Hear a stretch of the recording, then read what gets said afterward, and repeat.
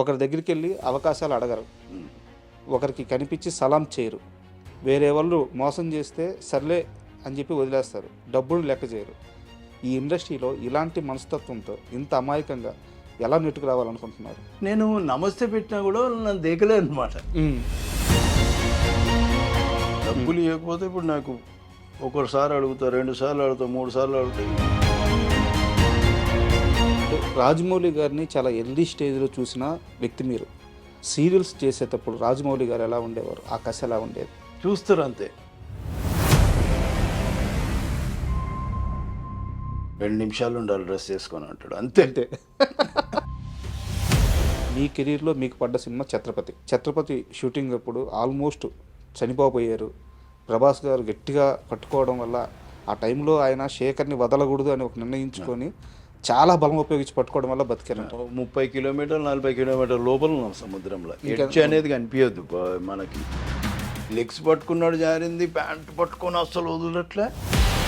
ఆఖరికి జారిపోయేసరికి తప్పని ఇట్లా.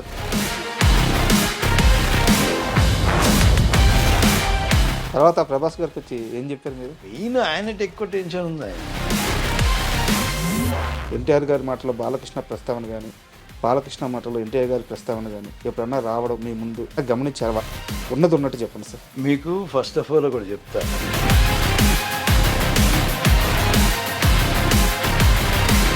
సీరియల్స్లో బిజీ అయ్యారు. ఇక్కడ ఉండే ట్రీట్మెంట్కి అక్కడ కాదు, ఇప్పుడు తగ్గడం కాదు, ముందు నుంచి తగ్గే ఉన్నాయి.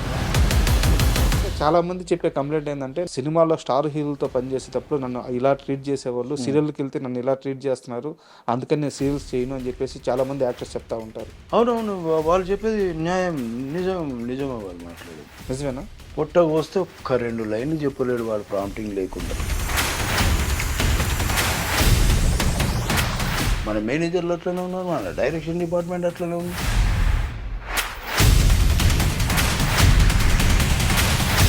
వాడు రాగా సార్ చెప్పండి సార్. ఎప్పుడైనా ఇరిటేషన్ వస్తుంటుంది? ఇక్కడ దాకా వచ్చి ఆపుకున్న సందర్భాలు ఉన్నాయి. సీరియల్స్ ఇంత దారుణంగా ఉన్నాయి. ఒక్కొక్కరి కొట్టవుతున్నాయి. ఒకసారి సెట్లోంచి వెళ్ళిపోతున్నాయి తెలుసా. కొట్ట కోస్తే ఒక 2 ముక్కలు. ఈవెన్ మన తెలుగు వాళ్ళు కూడా చాలా భయంకర నిజాలు సీరియళ్ళల్లో ఉన్న.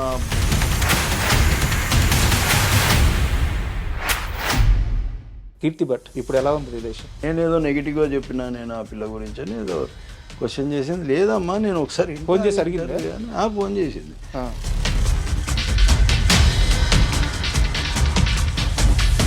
మరి ఆ పిల్ల రావాల్సిన డబ్బులు వెనక్కి వచ్చినాయి. మీరు చాలా బలంగా నమ్మారు, సొంత కూతురులాగా చూసుకున్నారు. ఎవరు లేరు ఆ పిల్లకి. ఇండస్ట్రీలోకి వచ్చిన తర్వాత మీకంటూ ఒక గుర్తింపు వచ్చింది, మీరు బిజీ అయ్యారు. అలాంటి టైంలో ఫ్యామిలీ డిస్టర్బ్ అవ్వడానికి కారణం ఏంటి? ఇంకా వద్దు, ఎందుకు రోజు కొట్లాడుకొని రోజు ఇది పరిశాన అనే దానికంటే దూరం ఉంటే బెటర్ కదా. కో డైరెక్టర్ సత్యం గారు చుట్టూ ఉండే కొంతమంది మనుషులతో మాట్లాడాను. శేఖర్ బాధపడుతున్నాడు, గత 2-3 ఏళ్ళ నుంచి ఈ బాధ ఎక్కువైంది అని చెప్పి నాకు కొంతమంది చెప్పారు.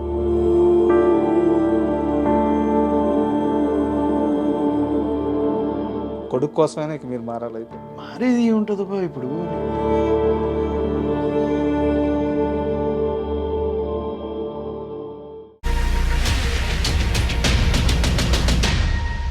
Hi, welcome to my show. ఇండస్ట్రీలో సినిమాని ప్రేమించే వాళ్ళు చాలామంది ఉంటారు, సినిమానే జీవితంగా బతికే వాళ్ళు కూడా చాలామంది ఉంటారు. అయితే ఈ సినిమా కొందరికి కీర్తిస్తుంది, కొందరికి డబ్బిస్తుంది. అయితే సినిమానే ఇంటి పేరు ఇచ్చే నటులు చాలా అరుదుగా ఉంటారు. అలాంటి వారిలో ఛత్రపతి శేఖర్ ఒకరు. ఆయన ఒరిజినల్ నేమ్ చంద్రశేఖర్. ఛత్రపతి శేఖర్గా ఇండస్ట్రీలో ఫేమస్ అయ్యారు. ఈరోజు ఆయన మనతో ఉన్నారు. ఆయన అడిగి మరిన్ని సినీ విశేషాలు తెలుసుకుందాం. హాయ్ సార్, నమస్తే. నమస్తే సార్. ఫస్ట్ ఆఫ్ ఆల్ మీతో ఇంటర్వ్యూ అనగానే నేను కొంత బ్యాక్గ్రౌండ్ వర్క్ చేసుకున్నాను. శేఖర్తో ఇంటర్వ్యూ అంటే ముందు ఆయన్ని మాట్లాడించండి, భయంకరమైన మొహమాటం, భయంకరమైన నెమ్మది. సో ఆయన మాట్లాడితే ఆయన జీవితంలో చాలా విశేషాలు ఉన్నాయి, బట్ ఆయన మాట్లాడు అని చెప్పి చాలామంది అన్నారు. ఈరోజు ఈ ఇంటర్వ్యూలో మీరు ఓపెన్ అయ్యి అన్ని నిజాలు మాట్లాడాలి, చాలా ఇన్ని రోజులు మీలో ఉన్న బాధ మొత్తం బయట పెట్టాలి, లేదా మీ సంతోషం మొత్తం బయట పెట్టాలి, అలా చేస్తా అని చెప్పి నాకు ప్రామిస్ చేస్తారా? ప్రామిస్ చేయలేనంటే కొన్ని షేర్ చేసుకోగలిగే అన్నీ షేర్ చేసుకుంటాను, అదేం లేదు. ఉమ్. మొహమాటం ఉంది, ఆ, బాగా కామ్ అనేది మాత్రం ఉండదు, మొహమాటం మాత్రం ఉంది. మాట్లాడదాం మ్యాక్సిమం. నేను నాకు ఒక్కోసారి మనకి ఏంటంటే కొన్నిసార్లు గుర్తుకు రావు, ఏదన్నా మనం మాట్లాడేటప్పుడు సడన్గా గుర్తుకు రావు, ఉమ్. తర్వాత ఏమో ఆలోచిస్తాం.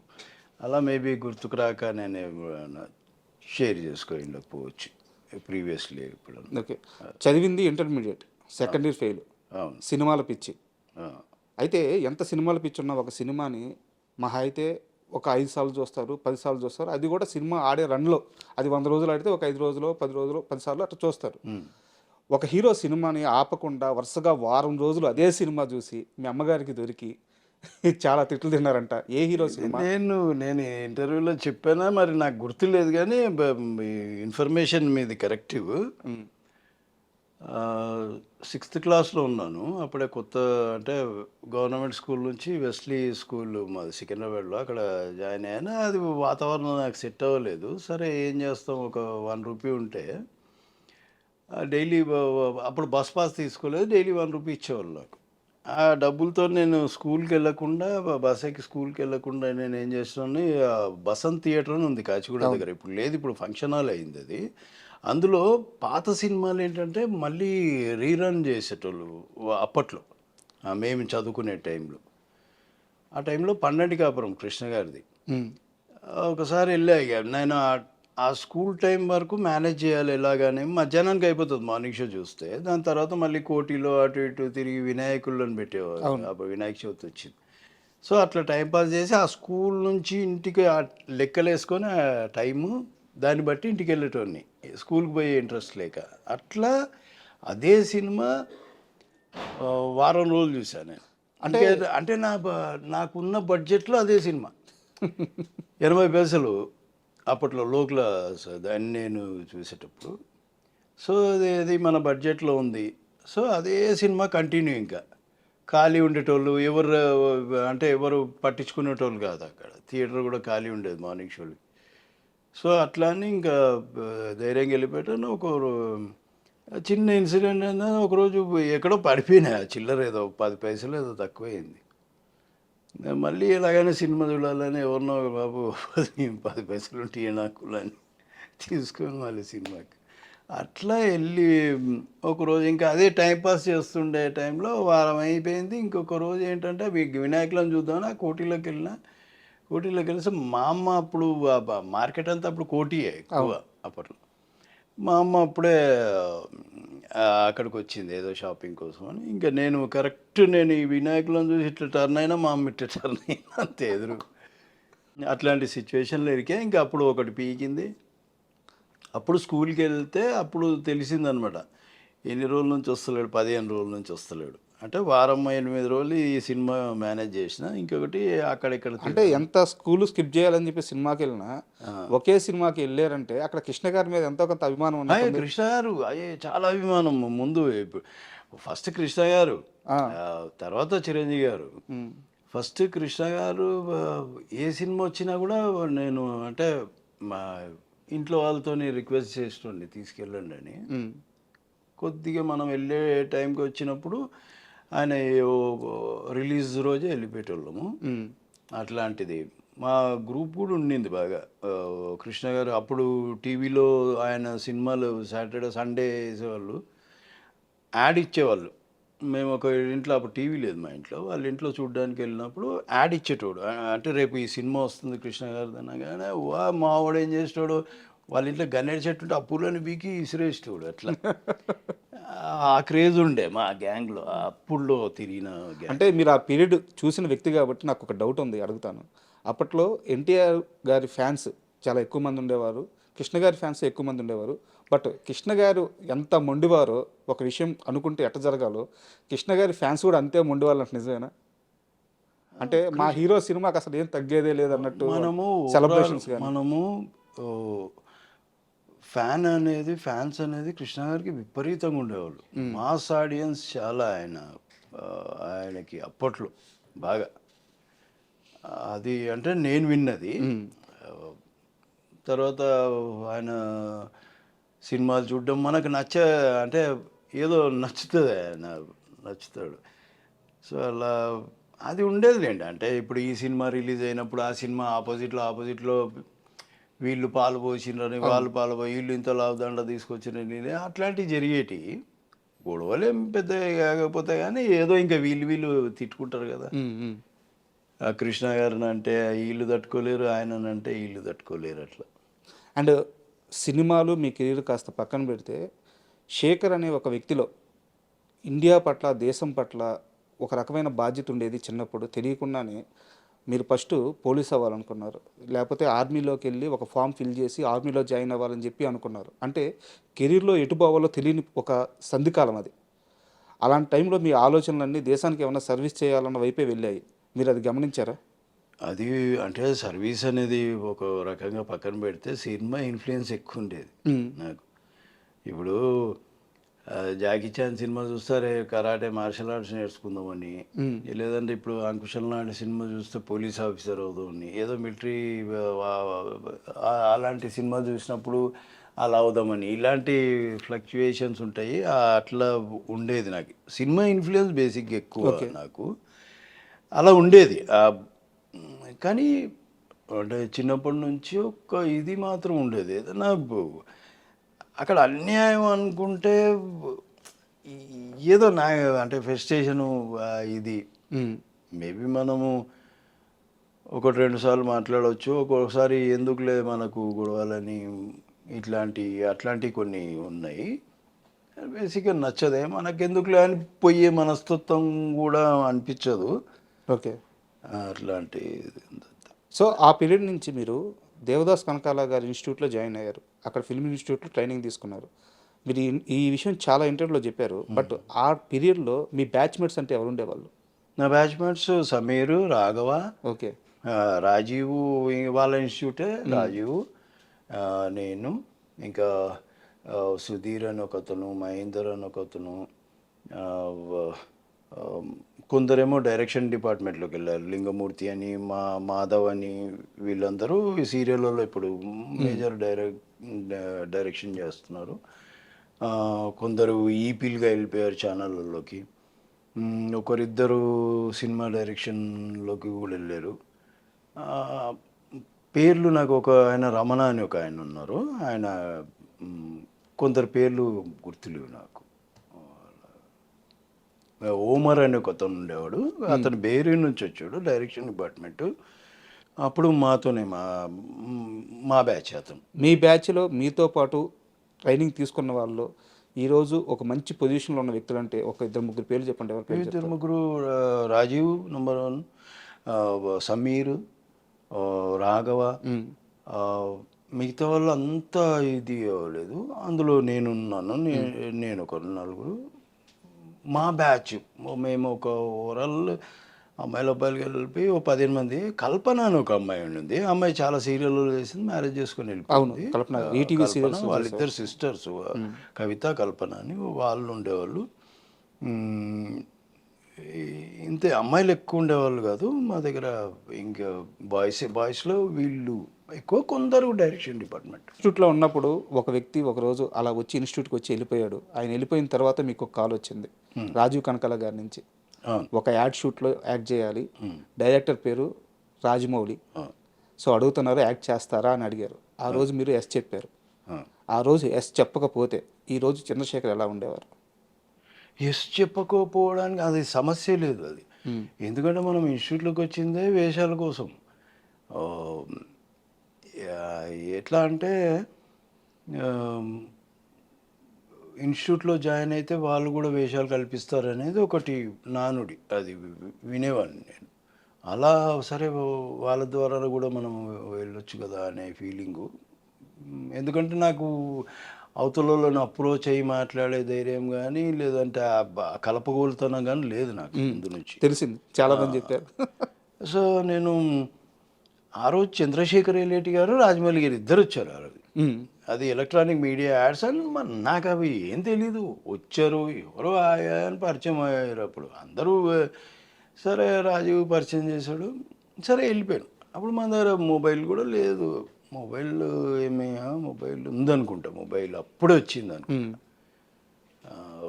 అయితే రాజా ఇంటి నుంచి ఫోన్ చేశాడు నాకు, నేను వెళ్తూ ఉంటే, శేఖర్ ఇట్లా యాడ్ ఉందంట ఒకటి, ఇట్లా కొద్దిగా టీజ్ చేసేది ఉందంట, అది ఇది అట్లాంటి సిచ్యువేషన్.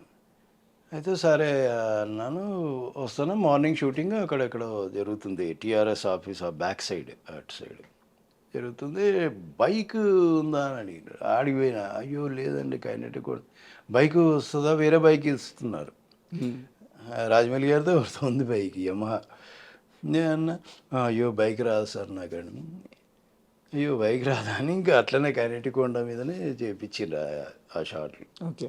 అలా ఇంకొక యాడ్లోకి పిలిచారు, అలా ఇంకొక యాడ్, అలాగా రాజమౌళి గారితో కొద్దిగా ఫ్రీనెస్ వచ్చింది. తర్వాత ఆయన్నే సీరియల్లోకి పిలిచారు. సీరియల్లో ఒక వేషం ఉంది, ఒక మా అంటే 13 ఎపిసోడ్లు వస్తాయి, శాంతినివాసం. అయితే 13 ఎపిసోడ్లు వస్తుందంటే, అయ్యో చేస్తావంటే, అయ్యో ఏం సార్ చేయడానికి తప్పకుండా చేస్తా సార్ అది అని అట్లా వెళ్ళిపోయినా. ఇంకా ఆయన 150 ఎపిసోడ్ల దాకా దాన్ని లాగినరు. ఎప్పుడో అన్నారు, అయ్యో నా అంటే ఆయనకి ఇష్టం లేదు బేసిక్గా నా క్యారెక్టర్ తొందరగా కిల్ చేయడం. ఓకే. సో అందుకని లాగాడు. నాకు కూడా కొద్దిగా డబ్బులు కూడా వస్తాయి అనే ఫీలింగ్ ఆయన.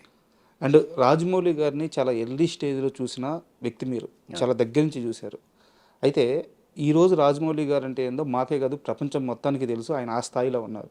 సీరియల్స్ చేసేటప్పుడు రాజమౌళి గారు ఎలా ఉండేవారు, ఆ కసి ఎలా ఉండేది? కసి ఆయన ఇప్పుడు ఎట్లుందో అప్పుడు అట్లనే ఉండేటోళ్ళు. ఆ 2 అయినా ఆ 3 అయినా, తెల్లారి 3 అవుతున్నా సరే, మార్నింగ్ ఎర్లీ 8 o'clock స్టార్ట్ చేసినా సరే, మళ్ళీ తెల్లారి 3 అవుతున్నా 2 అవుతున్నా అదే ఎనర్జీ, అదే, ఎవరి కోసం వెయిట్ చేయడు, కంటిన్యూటీ ఆయనకే గుర్తుంటుంది. యాక్షన్ చెప్తారు, మళ్ళీ వీళ్ళకి ఇలా చేయాలి ఇక్కడ నుంచి ఇదంతా బిజినెస్ ఇదంతా చూపిస్తాడు. మళ్ళీ ఏదైనా ప్రాపర్టీ ఇది కూడా దాని ఆయనకి అవగాహన ఉంటుంది, ప్రాపర్టీ ఎక్కడ ఉండాలి, ఇవన్నీ అప్పటి నుంచి అంత ఎనర్జెటిక్. ఆయన షూటింగ్ అంటే ఇంకా ఆయనకి వేరే ఏం కనిపించదు అసలు. మేబీ అసలు ఏం తోచదు ఆయనకి, ఆ షూటింగే ఆయనకి. ఇంకా ఖాళీగా ఉంటేనే బోర్ ఉంటుందేమో ఆయన షూటింగ్ అంటే అసలు. ఆ టైంలో మీతో ఎప్పుడన్నా చెప్పారా, శేఖర్ రాజమౌళి అనేది పొజిషన్ ఇది కాదు, నువ్వు చూస్తుండు, ఇన్నేళ్ళ తర్వాత నేను ఇక్కడ ఉంటాను, ఇలా సాధించాలనుకుంటున్నాను, నా డ్రీమ్ ఇది, ఇలా ఎప్పుడన్నా షేర్ చేసుకున్నారా మీరు? అసలు అలా మాట్లాడే మాట కానీ ఏదో నేను చేస్తా ఎప్పుడు ఆయన నోటి వెంట వచ్చేదే కదా ఆయన పని, ఆయన అంతే తప్ప. ఇప్పుడు ఇట్లు వచ్చినా కూడా, ఇంకొకటి ఇట్లు ఇచ్చినా, లేదంటే సింహాది ఇవన్నీ పోయేసరికి పెద్ద ఇదే అయిపోయేసరికి కూడా ఎప్పుడు అట్లా మాట్లాడలేదు ఆయన, ఎప్పుడు అట్లా మాట్లాడలేదు. నేనే భయపడ్డాను. నేను ఒక్కోసారి షూటింగ్కి లేట్గా వెళ్తాను, అంటే మేబీ నేను వేరే సీరియల్ చేసేవాడిని.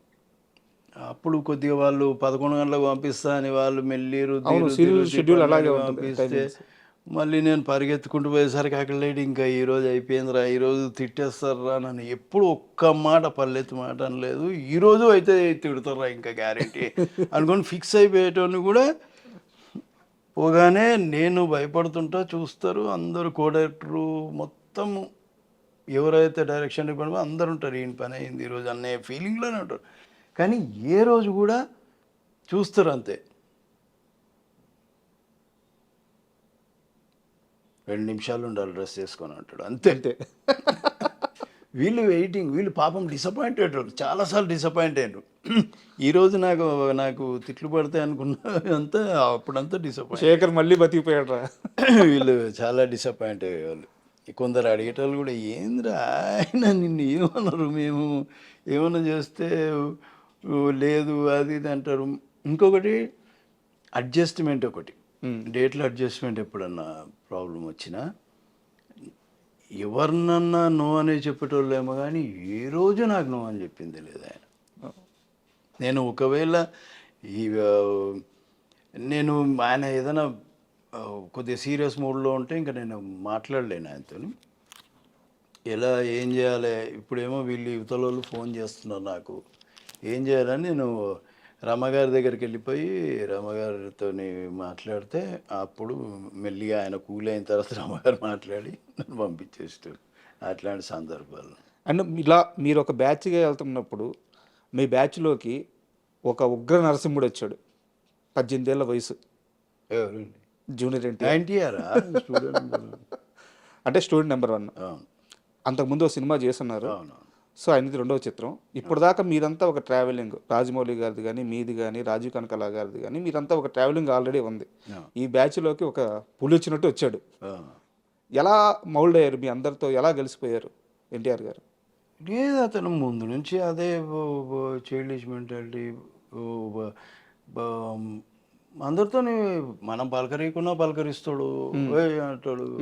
మనం చూడకపోయినా వెనక నుంచి జీప్లో పట్టమని బీకి పలకరిస్తాడు. అట్లాంటి అది ముందు నుంచి ఉంది, ఇప్పుడు ఉంది. ఫ్రీగా అంటే తనతో ఇది మాట్లాడొచ్చా మాట్లాడకూడదా అనే భయం ఎవరికి ఉండదు, ఆ మోమాటం కూడా ఎవరికి ఉండదు. ఏదైనా ఉంటే చెప్పేసుకోవచ్చు మనం, అంత ఫ్రీ ఉంటాడు. ముందు నుంచి అంతే, ఇప్పుడు అలాగే ఉంది కొద్దిగా. కాకపోతే ముందంత కాకపోయినా ఇప్పుడు కొద్దిగా ఏజ్ పెరిగి కొద్ది ఇంకా బాగా ఆలోచిస్తారు, కొద్దిగా సెటిల్ అయ్యారు. ముందు బాగా చిలిపి పనులు విపరీతంగా. ఎలాంటివి చేస్తారు? ఇప్పుడు ఆయన ఉండమంటే ఉండాలి మేము అక్కడ. షూటింగ్ అంటే ఇప్పుడు నాకు లేదు కదా వర్క్, నాది అయిపోయింది వర్క్ అంటే కూర్చో పోనీయాడు. సాయంత్రం దాకా ఇంకా వాళ్ళకి ప్యాకప్ అయినప్పుడే పోవాలి. లేదంటే ఇంకా అసలు ఏవేవో ఉంటాయి, ఇంకా అసలు పోనీయరు. అది విచిత్రం ఉన్నాయి. పోతుంటే పోతుంది, నా పక్కనే ఉండండి నా అంతే. కలిసి ఫోన్ చేయడం, అవి మాట్లాడుకోవడం, షార్ట్ బ్రేక్ అప్పుడు అదే సర్కిల్ అందరూ ఉండాలి ఆయన పక్కన. ఓకే, సరదాగా ఉంటుంది అని రిలాక్స్ అవుతాడు, మంచిగా కూల్గా ఉంటాడు. ఎంత కష్టం షార్ట్ అయినా అక్కడ ఇంత కూడా కనిపించే టక చేసేస్తాడు. మళ్ళీ వచ్చి మాతో జాయిన్ అయిపోతాడు. ఒకవేళ ఆయనకి దెబ్బ తగిలినా, అక్కడ ఏదన్నా చిన్న ఇబ్బంది అయినా అక్కడ అస్సలు మాది మేమందరం అబ్బా తగిలిందిరా అందరూ ముందు చెప్పారు, బయటపడ్డాడు. ఇక్కడ అందరూ తెలిసిన వాళ్ళు, అందరూ కలిసిన వాళ్ళు కాబట్టి, అన్నేళ్ళ నుంచి ట్రావెల్ అయ్యాను కాబట్టి షేర్ చేసుకుంటారు. మీ వల్ల తనకి ఒక ఫైట్లో స్టూడెంట్ నెంబర్ 1 అనుకుంటాను, ఒక గాయమైన ఆ రోజు ఆయన మిమ్మల్ని ఒక్క మాట అనలేదు. అయితే అయిందిలేరా, అయిపోయింది, కానిచ్చేద్దాం, షూటింగ్ కానిచ్చేద్దాం అని చెప్పేసి చాలా లైట్ తీసుకున్నారు. అలాంటి ఎన్టీఆర్ గారు ఒక విషయంలో రాజమౌళి గారి ముందు మీ మీద సీరియస్ అయ్యారంట. సీరియస్ అవడం మీన్స్ ఏంటంటే, నన్ను కాదని వెళ్తావరా నువ్వు అని బెదిరించారట క్రికెట్ విషయంలో. క్రికెట్ విషయంలో ఎప్పుడు గొడవలు జరగలేదు. లేదు, అదేం లేదు. ముందు నుంచి మా టీం వేరే, ఇప్పుడు తారక్ టీం అది సపరేటు, ఆ టెక్నీషియన్స్ టీం అది సపరేటు. ఎప్పుడు త్రిబుల్ టైంలో ఆయనకి ఇంజూరీ అయి ఉంటే రాజమౌళి అదే యాక్చువల్గా ఏమైందంటే మనం మ్యాచ్ ఆడదామని అనుకున్నాం, రాజమౌళి గారు మేము అందరం. అయితే తారక్ ఏమంటాడంటే నేను వస్తా అంటాడు. సార్ ఏమంటారంటే రాజమౌళి గారు నువ్వు వద్దు, రామగారు రాజమౌళి గారు ఇద్దరు వద్దంటే వద్దు ఎన్టీఆర్ని. అయితే నేను రాకపోతే ఎవ్వరు రారు, మీ ఆపోజిట్ ఎట్లా ఆడతారు, మీరు ఆడుకుంటారు, ఎవ్వరు రారు అన్నాడు. ఏమరా నువ్వు పోతావా అన్నాడు. అన్నా నేను, పోతావా అంటే లేదు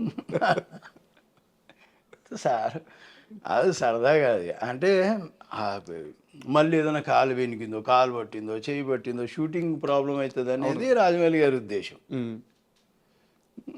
ఇది ఇట్లా అంటే ఆడితే అందరం బందోబస్తుగా ఆడాలి, ఒకరు ఉండి ఒకరు లేకుండా అట్లా ఆడొద్దు అనేది ఫీలింగ్. ఇంకా ఆడలేదు, ఇంకా అసలు ఆడలేదు, ఆయన ఆడలేదు, ఆయన ఆడలేదు, మేము కూడా ఆడలేదు. ఒక సీరియస్ విషయం సార్, మీరు ఇండస్ట్రీలోకి ఎప్పుడైతే ఎంట్రీ ఇచ్చారో అప్పటికే మీకు పెళ్ళి ఉంది. అప్పటిదాకా అసలు చాలా తక్కువ సంపాదన ఉన్న లైఫ్, బట్ గొప్పగానే లేదు, బట్ అప్పుడు చాలా సక్సెస్ఫుల్గా లైఫ్ని లీడ్ చేశారు. ఇండస్ట్రీలోకి వచ్చిన తర్వాత మీకంటూ ఒక గుర్తింపు వచ్చింది, మీరు బిజీ అయ్యారు. అలాంటి టైంలో ఫ్యామిలీ డిస్టర్బ్ అవ్వడానికి కారణం ఏంటి? అంటే కొన్నిసార్లు మ్యాటర్లు అంటే మనకు మన స్పర్ధలు చిన్నవి వస్తూనే ఉంటాయి. ఒక టైం వస్తుంది, ఎట్లా అంటే ఇంకా వద్దు, ఎందుకు రోజు కొట్లాడుకొని రోజు ఇది పరిశాన అనే దానికంటే దూరం ఉంటే బెటర్ కదా.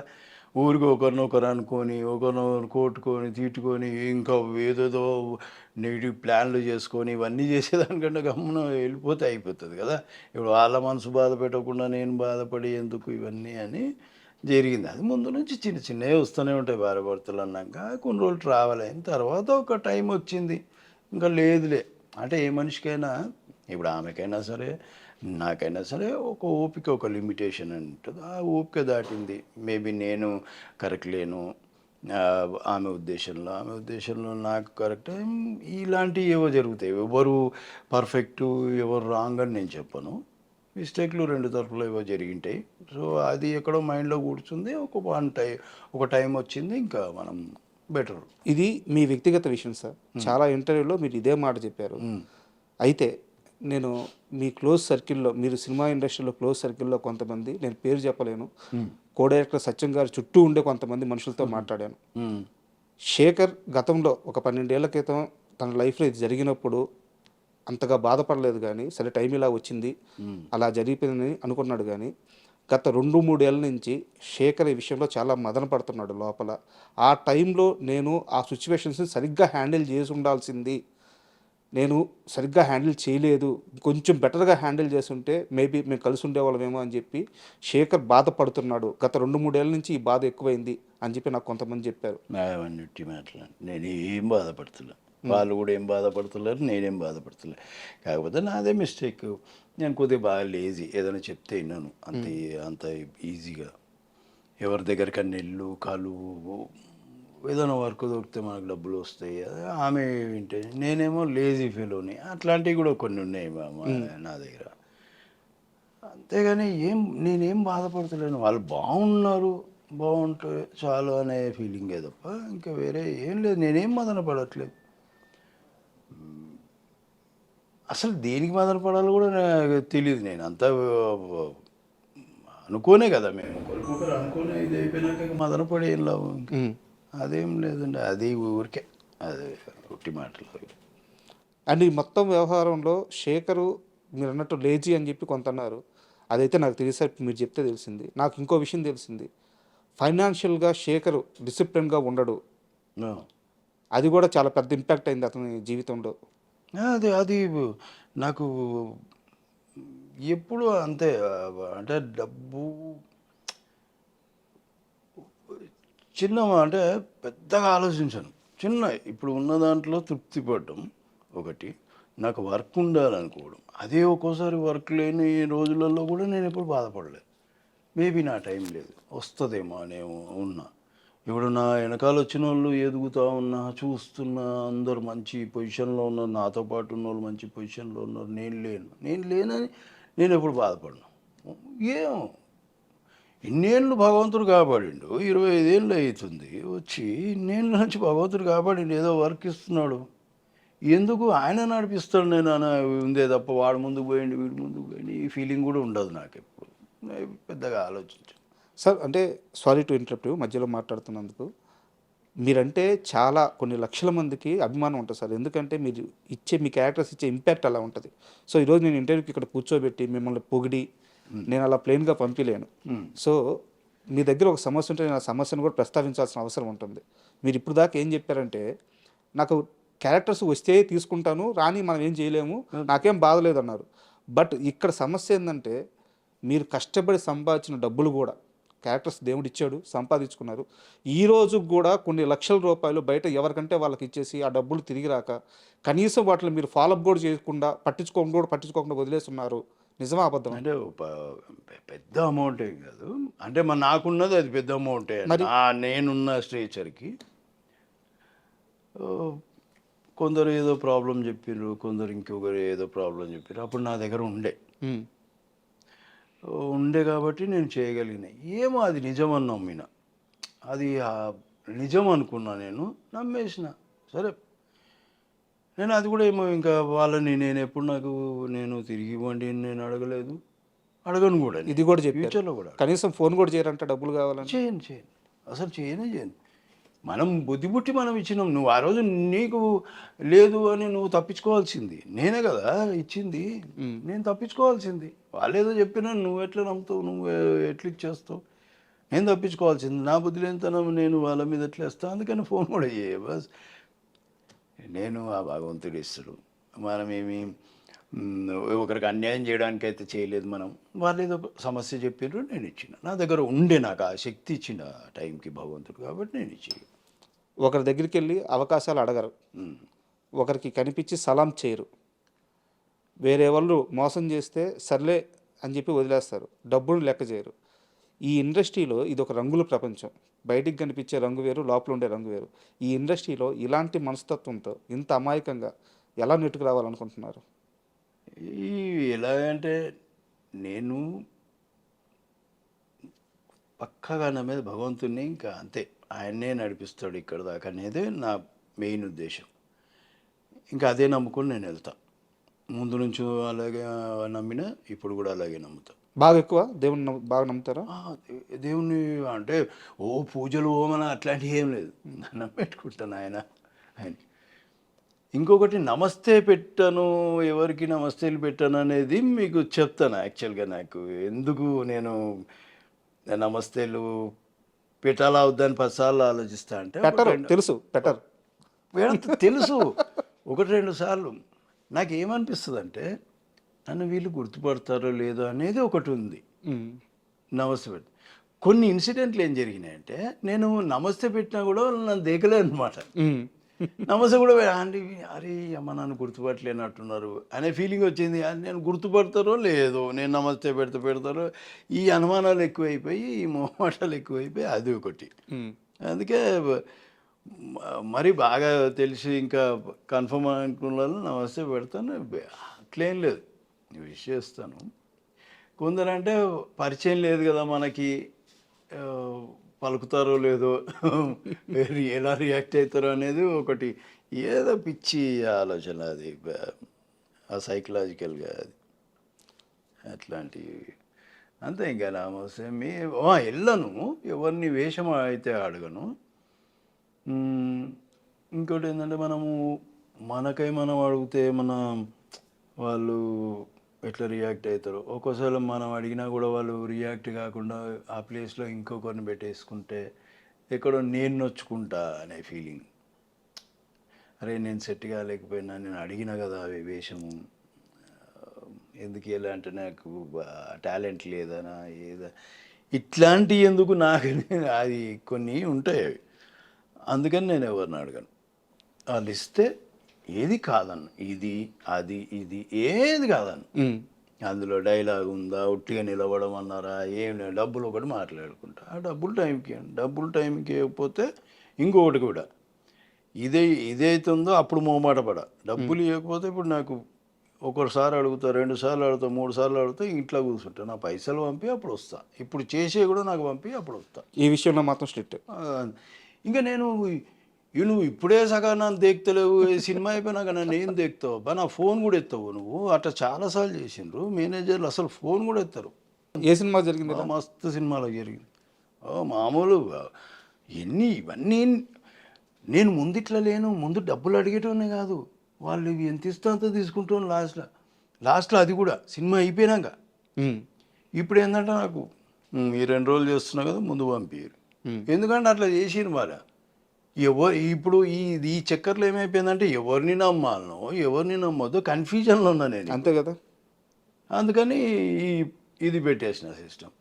ఇంకోటి ఎవరు వచ్చినా కూడా ఇంకొకటి ఏంటంటే ఇప్పుడు వాళ్ళు నాకై వచ్చి ఇదేను సార్ ఇది చిన్న సినిమా ఇలా ఎట్లా అంటే నేను చెప్పినంతవరకు చెప్తా వాళ్ళకి.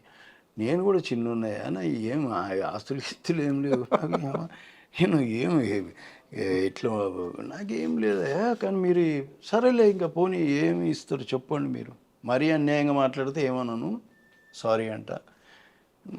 ఇంకా వాళ్ళు ఏదో కొద్దిగా ఓకే అనుకుంటే తీసుకుంటూ వెళ్ళి చేసేస్తాం. కానీ ఆ చిన్న సినిమా వాళ్ళు కూడా చాలా మర్యాదగా మంచి పద్ధతిలో చేస్తారు. వాళ్ళు రిసీవింగ్ కానీ అట్లా కానీ అంతా బాగుంటుంది. అంటే ప్రతి యాక్టర్కి కూడా లైఫ్లో ఒక టర్నింగ్ పాయింట్ అనేది ఒకటి ఉంటుందన్నమాట. ఆ సినిమా వచ్చేదాకా వాళ్ళు ఎంత కష్టపడ్డా కూడా ఆ సినిమా వచ్చిన తర్వాత లైఫ్ టర్న్ అయిపోతుంది. అలా మీ కెరీర్లో మీకు పడ్డ సినిమా 'ఛత్రపతి'. ఆ. 'ఛత్రపతి' మూవీ స్టార్ట్ అవ్వక ముందు ఒకరోజు మిమ్మల్ని, హీరో గారిని, మీ బ్యాచ్ని అందరినీ రాజమౌళి గారు తీసుకెళ్ళి అలా బీచ్లో కూర్చోబెట్టేసి ఫస్ట్ హాఫ్లో ఈ భద్రం ఎవరైతే ఉన్నాడో ఇతను చచ్చిపోయేదాకా అతను ఏం చెప్తే మీరందరూ వినాలి ఉమ్. అని చెప్పి అందరికీ కూర్చోబెట్టి మరీ చెప్పాడంట. అది ఏదో బీచ్ పేరు గుర్తొస్తలేదు. ఫస్ట్ డే షూటింగ్ కాదు, అంటే నా వర్క్ అదే రోజు స్టార్ట్ అయింది. మేబీ షూటింగ్ కూడా అదే రోజు స్టార్ట్ అయింది, నాకు కరెక్ట్ గుర్తులేదు. వాళ్ళు చైల్డ్ ఎపిసోడ్స్ అవన్నీ చేసేసి స్టార్ట్ అయినప్పుడు ఓ గుడిసె ఉంది, ఇట్లానే కుర్చీలు అవి ఏం లేవు. అందరు రండి అన్నారు, పిలిచారు. సీన్ చెప్పాలి ఆయన, అప్పుడే సీన్ ఎక్స్ప్లెయిన్ చేస్తారు. ప్రభాస్ గారు కూడా ఉన్నారు. ప్రభాస్ అందరి కిందనే, ఓకే, అందరి కిందనే ఇట్లా మర్చేసుకొని కూర్చున్నాం అందరం రౌండ్కి ఇట్లా. సార్ కూడా ఒక్కొక్క ఇట్లా కూర్చున్నారు, మేము అందరం ఇట్లా అందరం. ఇంకా సీన్ అంతా చెప్పారు. చెప్పిన తర్వాత చెప్పారు, ఎవరైనా సరే వాడున్నప్పుడు వాడు ఏం చెప్తే అదే. ఇంకా మీకు ఇది మైండ్లో పాతుకోండి మీరు, అంటే డైలాగులు ఇది అని కాదు, వాడి క్యారెక్టరే అంత. ఓకే, హీరో అయినా సరే వాడి ముందు మాట్లాడొద్దు, వాడికి ఎదిరియొద్దు. ఎవరైనా సరే వాడికి ఎదిరేది అందరం అంతే. ఇంకా అదొకటి. అంటే భయం వేసిందా? అంటే అంత పెద్ద స్టార్ ముందు నేను లీడ్ చేయాలి సీన్స్. అసలు నేను ప్రభాస్ అంత కంఫర్ట్ మామూలు కంఫర్ట్ కదా, అసలు ఏం లేదు. అందరం డిస్కస్ చేసుకునేటోళ్ళం, అందరం ఇది చేసేవాళ్ళం. ప్రభాస్ ఈవెన్ ఏదైనా షార్ట్ అప్పుడు మేము, అంటే ఇప్పుడు రియాక్షన్స్ కోసం కూడా ఒకరినొకరు, అంటే మేము ఎదురుగా వాళ్ళు ఏదో డైలాగ్ చదువుతుంటే వచ్చే ఎమోషన్ వేరే. ఒరిజినల్ యాక్టర్ ఎదురుగా సజెషన్లో ఉండి కెమెరా బ్యాక్ ఉండి చేస్తే అది వేరే ఉంటుంది, ఆ ఇంపాక్ట్ వేరే ఉంటుంది. సో అట్లాంటివి చేసుకోవడం, ఒకరికొకరు ఎవరేమి ఇది కాకుండా మాట్లాడుకోవడం. నాకు తెలిసి మ్యాక్సిమం పక్క నుంచి చెప్పింది ఏం లేదు. ఒరిజినల్ యాక్టర్స్ ఉండి క్యూలు ఇచ్చుకొని వన్ డైలాగ్ వాడు చెప్పుకోవడం, ఆ ఎమోషన్ మ్యాక్సిమం అదే చేసినాం. అందరు యాక్టర్లు మ్యాక్సిమం అదే చేసాం. నాకు గుర్తున్నంత వరకు అదే కాన్సెప్ట్. 'ఛత్రపతి' షూటింగ్ అప్పుడు ఆల్మోస్ట్ చనిపోయారు. ప్రభాస్ గారు గట్టిగా పట్టుకోవడం వల్ల ఆ టైంలో ఆయన శేఖర్ని వదలకూడదు అని ఒక నిర్ణయించుకొని చాలా బలం ఉపయోగించి పట్టుకోవడం వల్ల బతికారంట. నాకు ఆ సీక్వెన్స్ అంతా మళ్ళీ ఒకసారి క్లియర్గా చెప్పారా? యాక్చువల్గా కెమెరా ఉన్న బోట్ ఇది, మాది చిన్న బోట్, కింద డౌన్ కుట, అవి హైట్లో ఉంటాయి, పెద్ద అవి. దాన్ని పెద్ద బోట్లు, ఫిషింగ్ బోట్లు పెద్ద. ఇదేమో చిన్న తెప్పలు ఎక్కువ, అదే చిన్నగా ఉంటుంది కదా, ఇట్లా అట్లా. ఇక్కడ కెమెరా, ఓకే, రెండు కెమెరాలు ఏమున్నాయి ఇక్కడ. మాది కింద బోటు, ఇది మన డైరెక్టర్ గారు వీళ్ళందరూ ఇక్కడ ఉన్నారు, ఆయన డైరెక్షన్ చేస్తున్నారు. మేము బోట్లోకి దిగినాం.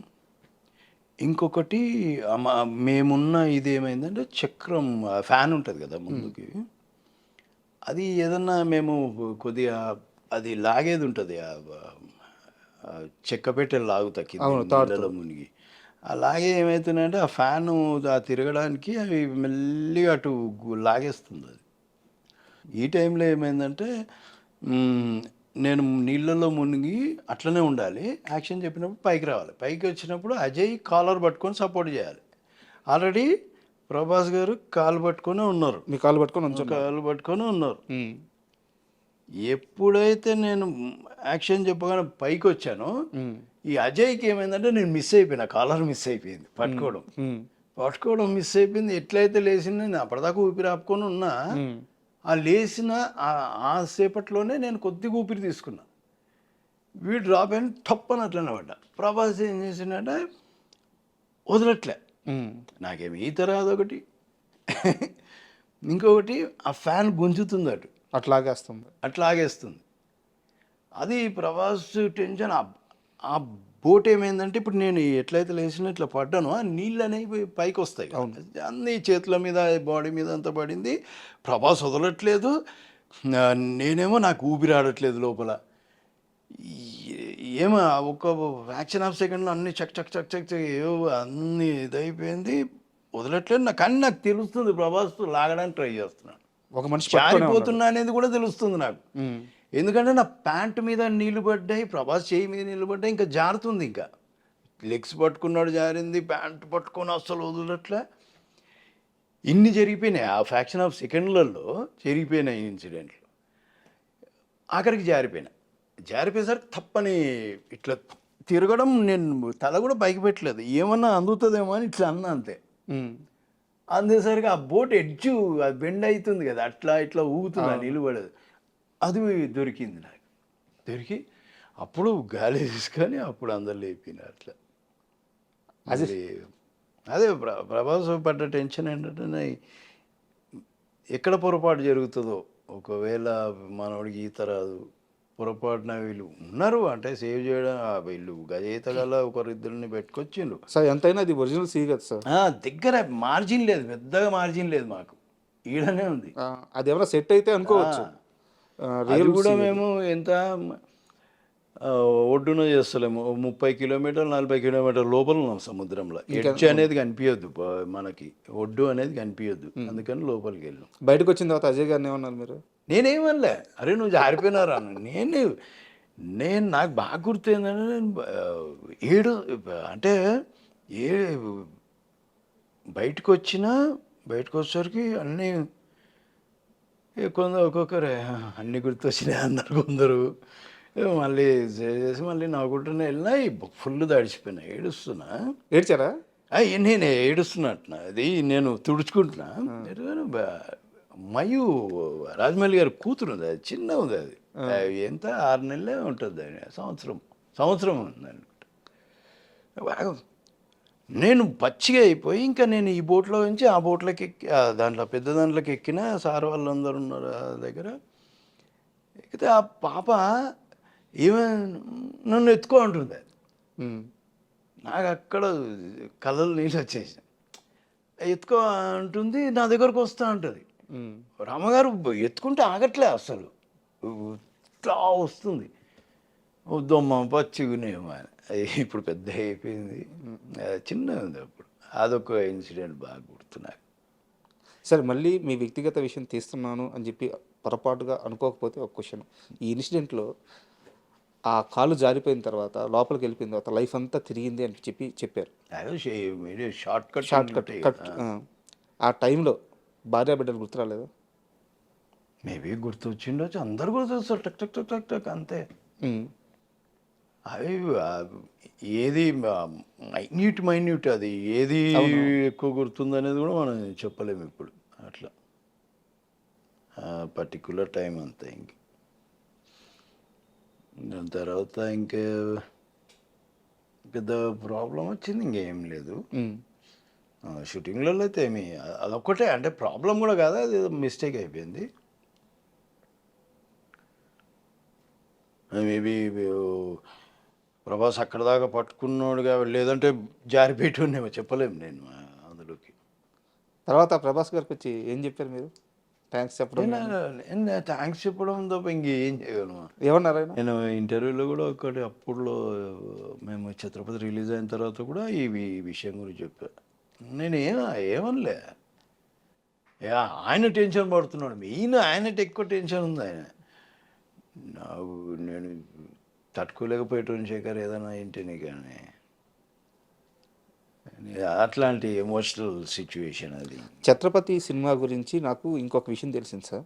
యాక్చువల్గా cinema super duper hit, Prabhas గారి కెరీర్ని నిలబెట్టిన సినిమా, ఇవన్నీ ఓకే. వర్షం తర్వాత ఛత్రపతి చాలా పెద్ద హిట్, ఇవన్నీ ఓకే. బట్ ప్రభాస్ గారు ఛత్రపతి సినిమా చేస్తున్నంతసేపు కూడా చాలా ఎగ్జైట్గా ఉండేవారట.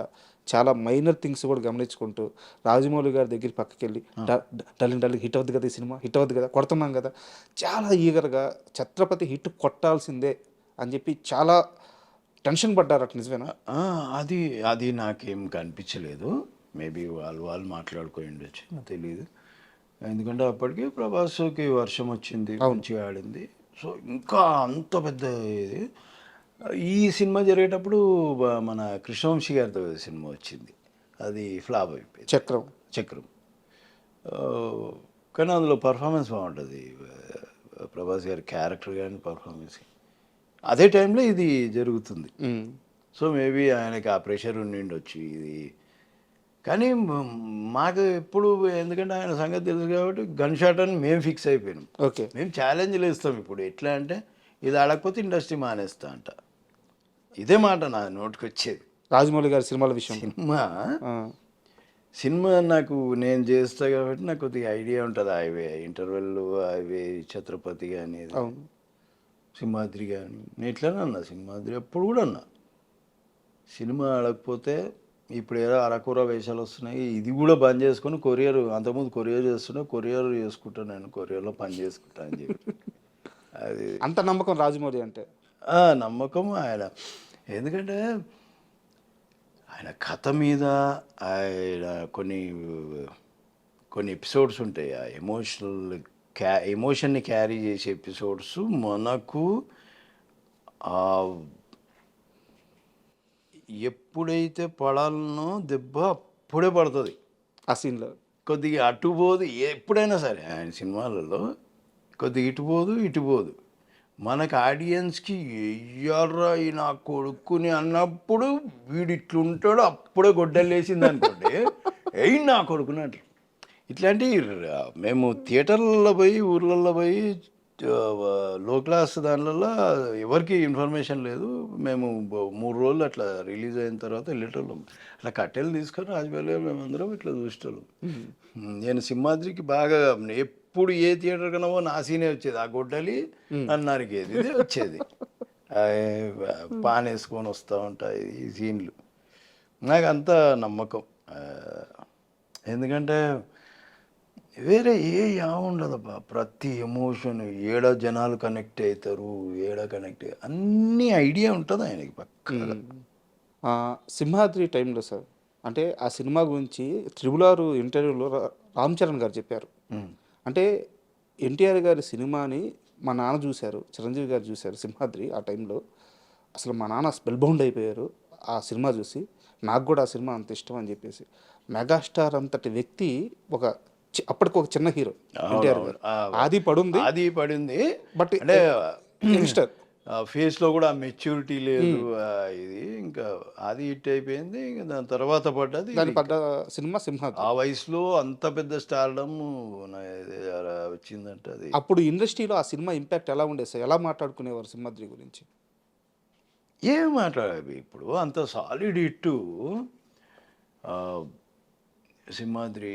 యాక్చువల్గా కొందరంటే స్టూడెంట్ నెంబర్ 1 అంత ఇంపాక్ట్ ఉండదు మనకి. ఇంటర్వెల్ బ్లాక్ ఓకే, కానీ ఏదో సింహాద్రికి వచ్చేసరికి ప్యూర్ మాస్ అయిపోయింది అది సినిమా. సో మేము ఎక్కడికి వెళ్ళినా అంత మంచి రెస్పాన్స్. ఈవెన్ నేను అప్పుడు తారక్ రాలేదు, అప్పుడు మేము టూర్లోకి వెళ్ళినప్పుడు నన్ను చూసి అసలు జనాలు గోలా, పొరపాటున వచ్చినామని తెలిస్తే కింది నుంచి టర్న్ అయ్యి ఇది అని మళ్ళీ నాకు పాన్లు కట్టించి తీసుకొచ్చి ఇవ్వడం ఇవన్నీ చూసి నేను అనుకున్నా, ఇప్పుడు తారక్ వచ్చింటే పరిస్థితి ఏందా అని. నేను ఒకరోజు ఆఫీస్ కూడా పోయినా, వచ్చిపోయి నువ్వు వచ్చింటే అస్సలు మామూలుగా ఉండేది కాదు. అప్పుడు అంతే అందరూ సాటిస్ఫై అయిన సినిమా అది. సార్ 20 సంవత్సరాల వయసు, మూతి మీద ఇంకా మీసాలు కూడా సరిగ్గా రాల. ఆ టైంలో ఇండస్ట్రీ రికార్డ్ సింహాద్రితో. ఆ సక్సెస్ తరువాత మీరు ఎన్టీఆర్ గారిని కలిశారు కదా, ఆయన మైండ్ సెట్ ఎలా ఉండేది? ఎలా హ్యాండిల్ చేశారు అంత పెద్ద సక్సెస్ని? సక్సెస్ వచ్చింది అంతే తప్ప మళ్ళీ అవే మాటలు అవే ఇది అదేం మారదు, అది అదే అల్లరి అంతే, అదే ఉంటుంది. పెద్ద హీరోని అయిపోయాను లేదు, అది ఏం లేదు. ఇంకో సినిమా మీద ఆలోచించేటోడు అంతే తప్ప వేరే. అయితే ఇండస్ట్రీలో చాలామంది సింహాద్రి తరువాత ఎన్టీఆర్ మైండ్ సెట్ మారింది, కొంచెం ఒక రకమైన ఈగోకి వెళ్ళిపోయాడు, తనకంటే పెద్ద హీరో ఎవరు లేరన్నట్టు అని చెప్పేసి ఒక నెగిటివ్ క్యాంపెయిన్ అయితే చేశారు. మీరు దగ్గర నుంచి చూసిన మనిషి, సో అది నిజమా అబద్ధమా? నేనైతే అదేమనుకోను, నేను అది నమ్మను. ఎందుకంటే నేను మొన్నటి RRR కూడా చేసిన కదా. కాకపోతే చుట్టూ ఉన్న మనుషులు మారిండ్రు. కొందరు ఉన్నారు ఇంకా పాతలు, కొందరు మ్యాక్సిమం మారిపోయినారు. తన చుట్టూ ముందు ఉండేవాళ్ళు ఇప్పుడు ఎక్కువ కనిపించరు. ఓకే. మేబీ అది ఏమైనా చేంజ్ దానివల్ల ఏమైనా ఇది ఉండొచ్చు. ఎవరన్నా దాని గురించి అంటే నచ్చక అట్లా చెప్పుకున్నారేమో మరి. ఉమ్. వెళ్ళిపోయిన వాళ్ళు ఉంటారు కదా, వద్దని వద్దని అంటే వెళ్ళిపోయిన వాళ్ళు ఉంటారు, వాళ్ళు ఇంకా ఇదే మాట్లాడుకుని ఉండొచ్చు మేబీ. ఈ నెగిటివ్ స్ప్రెడ్ చేసి అట్లా ఉండొచ్చు అంతే. కానీ ఇప్పటికీ వాళ్ళ ఫ్రెండ్స్ అట్లనే ఉన్నారు, వాళ్ళు ఎప్పుడూ వస్తూనే ఉంటారు. బాబలి ఉన్నాడు ఎప్పుడు, ముందు నుంచి ఆ కుర్రోడు మేకప్ దగ్గర మేకప్ చూసుకునేవాడు, ఆ పిల్లోడు ఉన్నాడు. ఆ, అందరూ ఉన్నారు ఇప్పుడు. మన పేరు మేనే ఇప్పుడు తారక్ని అంత పర్సనల్గా చూసుకునేది తను. అందరు పాతలే ఇప్పుడు, అందరూ క్లాస్మేట్స్ అట్లనే ఉన్నారు, ఇంకా పక్కనే ఉన్నారు. మేబీ ఒకరిద్దరు ఏమన్నా జరిగినేమో మనకు తెలియదు. మరి ఎవరు జరిగినరు, మరి ఎవరు ఇది అనేది ఏం తెలియదు. మేబీ అనుకుంటారులే, ఇంకా ఏది ఎవరినైనా ఆయన గురించి ఏముంది, ఎవరి గురించి అన్నట్లనే అనుకుంటారు. ఇంకొక క్వశ్చన్ సార్, ఎన్టీఆర్ గారి గురించే. పెళ్ళికి ముందు ఎన్టీఆర్ వేరు, పెళ్ళి తర్వాత ఎన్టీఆర్ వేరు. ఆయన అంటే ఒక భయంకరమైన శక్తి ఎన్టీఆర్. అంటే ఆ ఎనర్జీ కానీ, ఆ యాక్టింగ్ లెవెల్స్ కానీ, లేకుంటే బయట మాట్లాడే విధానం కానీ చాలా ఎనర్జీ పర్సను. సో అంత శక్తి ఉన్న మనిషిని కొంచెం కంట్రోల్ చేసి ఎక్కడ ఎలా ఉండాలో మౌల్డ్ చేసి, ప్రణీత గారు వచ్చిన తర్వాత ఎన్టీఆర్ గారి కెరీర్ కానీ ఆమె కానీ చాలా సక్సెస్ఫుల్ వేలో ఉండడానికి ఆమె కూడా ఒక కారణం అని చెప్పి చెప్తుంటారు. వాళ్ళిద్దరు బాండింగ్ ఎలా ఉంటుంది? నేను ఎప్పుడూ షూటింగ్లో ఉన్నప్పుడే ఆయనను కలవడం తప్ప ఎప్పుడు నేను మ్యారేజ్కి ఒకసారి వెళ్ళా, తర్వాత షూటింగ్లో ఉన్నప్పుడే కలవడం అంతే. ఇంక నేను ఏవో మార్చేది ఆటోమేటిక్ మారిపోతుంది బా. ఇప్పుడు పెళ్ళైన తర్వాత డెఫినెట్గా మనిషిలో చేంజెస్ వస్తాయి, ఎవరిలో అయినా వస్తాయి. అదే తనకి పర్టికులర్గా చెప్పాలి చేయాలని కాదు. ఏజ్ కూడా పెరుగుతుంటే అప్పుడు మరీ చిన్నోడు పెరిగే కొద్ది మనకు కూడా తెలుస్తుంటుంది. కొద్దిగా అరే మనం ఇట్లుండవద్దు అని కొన్ని ఆలోచనలు వస్తాయి. సో దానివల్ల కూడా మార్పులు వస్తాయి తప్ప ఒకరు పర్టికులర్ మార్చాలి అదేదని ఏం లేదు. మారాలనుకుంటే ఫస్ట్ మన మనసులో ఉండాలబ్బా. ఇప్పుడు వాళ్ళు మారుస్తారు, వీళ్ళు మారుస్తారు, అదేమి ఉండదు. మనకు కూడా ఉండాలి. అది మనకు కూడా ఉంటే అవతలలో మాట చెప్తే ఇవి రెండు కలుస్తాయి కాబట్టి మనం మీద చేంజెస్ వస్తాయి. నేను ఒక స్ట్రైట్ క్వశ్చన్ అడుగుతాను. Chandrashekar favourite hero junior NTR. ఇప్పుడు చాలా ఇంటర్వ్యూలో చెప్పారు మీరు. అంటే ఫేవరెట్ చాలామంది ఉన్నారు నాకు యాక్టర్స్. నేను ఎక్కువ తారక్తోని నేను అంటే కొద్దిగా క్లోజ్గా మూవ్ అవ్వగలను వేరే హీరోల కంటే. రాజమౌళి గారు బాహుబలి అంత పెద్ద హిట్ తర్వాత ఒక కాలేజీకి వెళ్ళారు. ఆ కాలేజీకి వెళ్ళిన తర్వాత అక్కడ ఒక క్వశ్చన్ వచ్చింది, మీ ఫేవరెట్ హీరో ఎవరు అని చెప్పేసి స్టూడెంట్స్ అడిగారు. కొన్ని వేల మంది స్టూడెంట్స్ ఉన్నారు. ఆ టైంలో ఆయన ఏ బాలీవుడ్ హీరో పేరు చెప్పినా ఓకే అంటారు, ఎందుకంటే అంత పెద్ద హిట్ కొట్టున్నారు. ఏ హాలీవుడ్ హీరో పేరు చెప్పినా ఆయన ఎవరు ఏమి క్వశ్చన్ చేయరు, ట్రోల్ చేయలేరు కూడా. బాహుబలి రేంజ్ అది. కానీ అంత పెద్ద సక్సెస్ కొట్టిన తర్వాత కూడా అదే వేదిక మీద మీ ఫేవరెట్ హీరో ఎవరంటే తారక్, ఎన్టీఆర్ఏ నా ఫేవరెట్ హీరో అని చెప్పారనమాట. అంత బాండింగ్ అయింది వాళ్ళిద్దరి మధ్య. అంటే ఫస్ట్ సినిమా నుంచి ఇది ఉంది, మేబీ అదే ఉంటుంది. సో తను కూడా చిన్నపిల్లోళ్ళ వాళ్ళ ఇంట్లో అందరితో కలిసిపోతారు కాబట్టి తెలియకుండా బాండింగ్ వచ్చేస్తుంది. అసలు ఇద్దరు ఎలా ఉంటారు సార్ సెట్లో? తను ప్రభాస్ అయినా అంతే. ప్రభాస్ తారక్ వీళ్ళు బాగా అంటే కలవడం, ఇంట్లలో కలవడం, అందరిలో కలిసిపోవడం ఇట్లాంటివి బాగుంటాయి.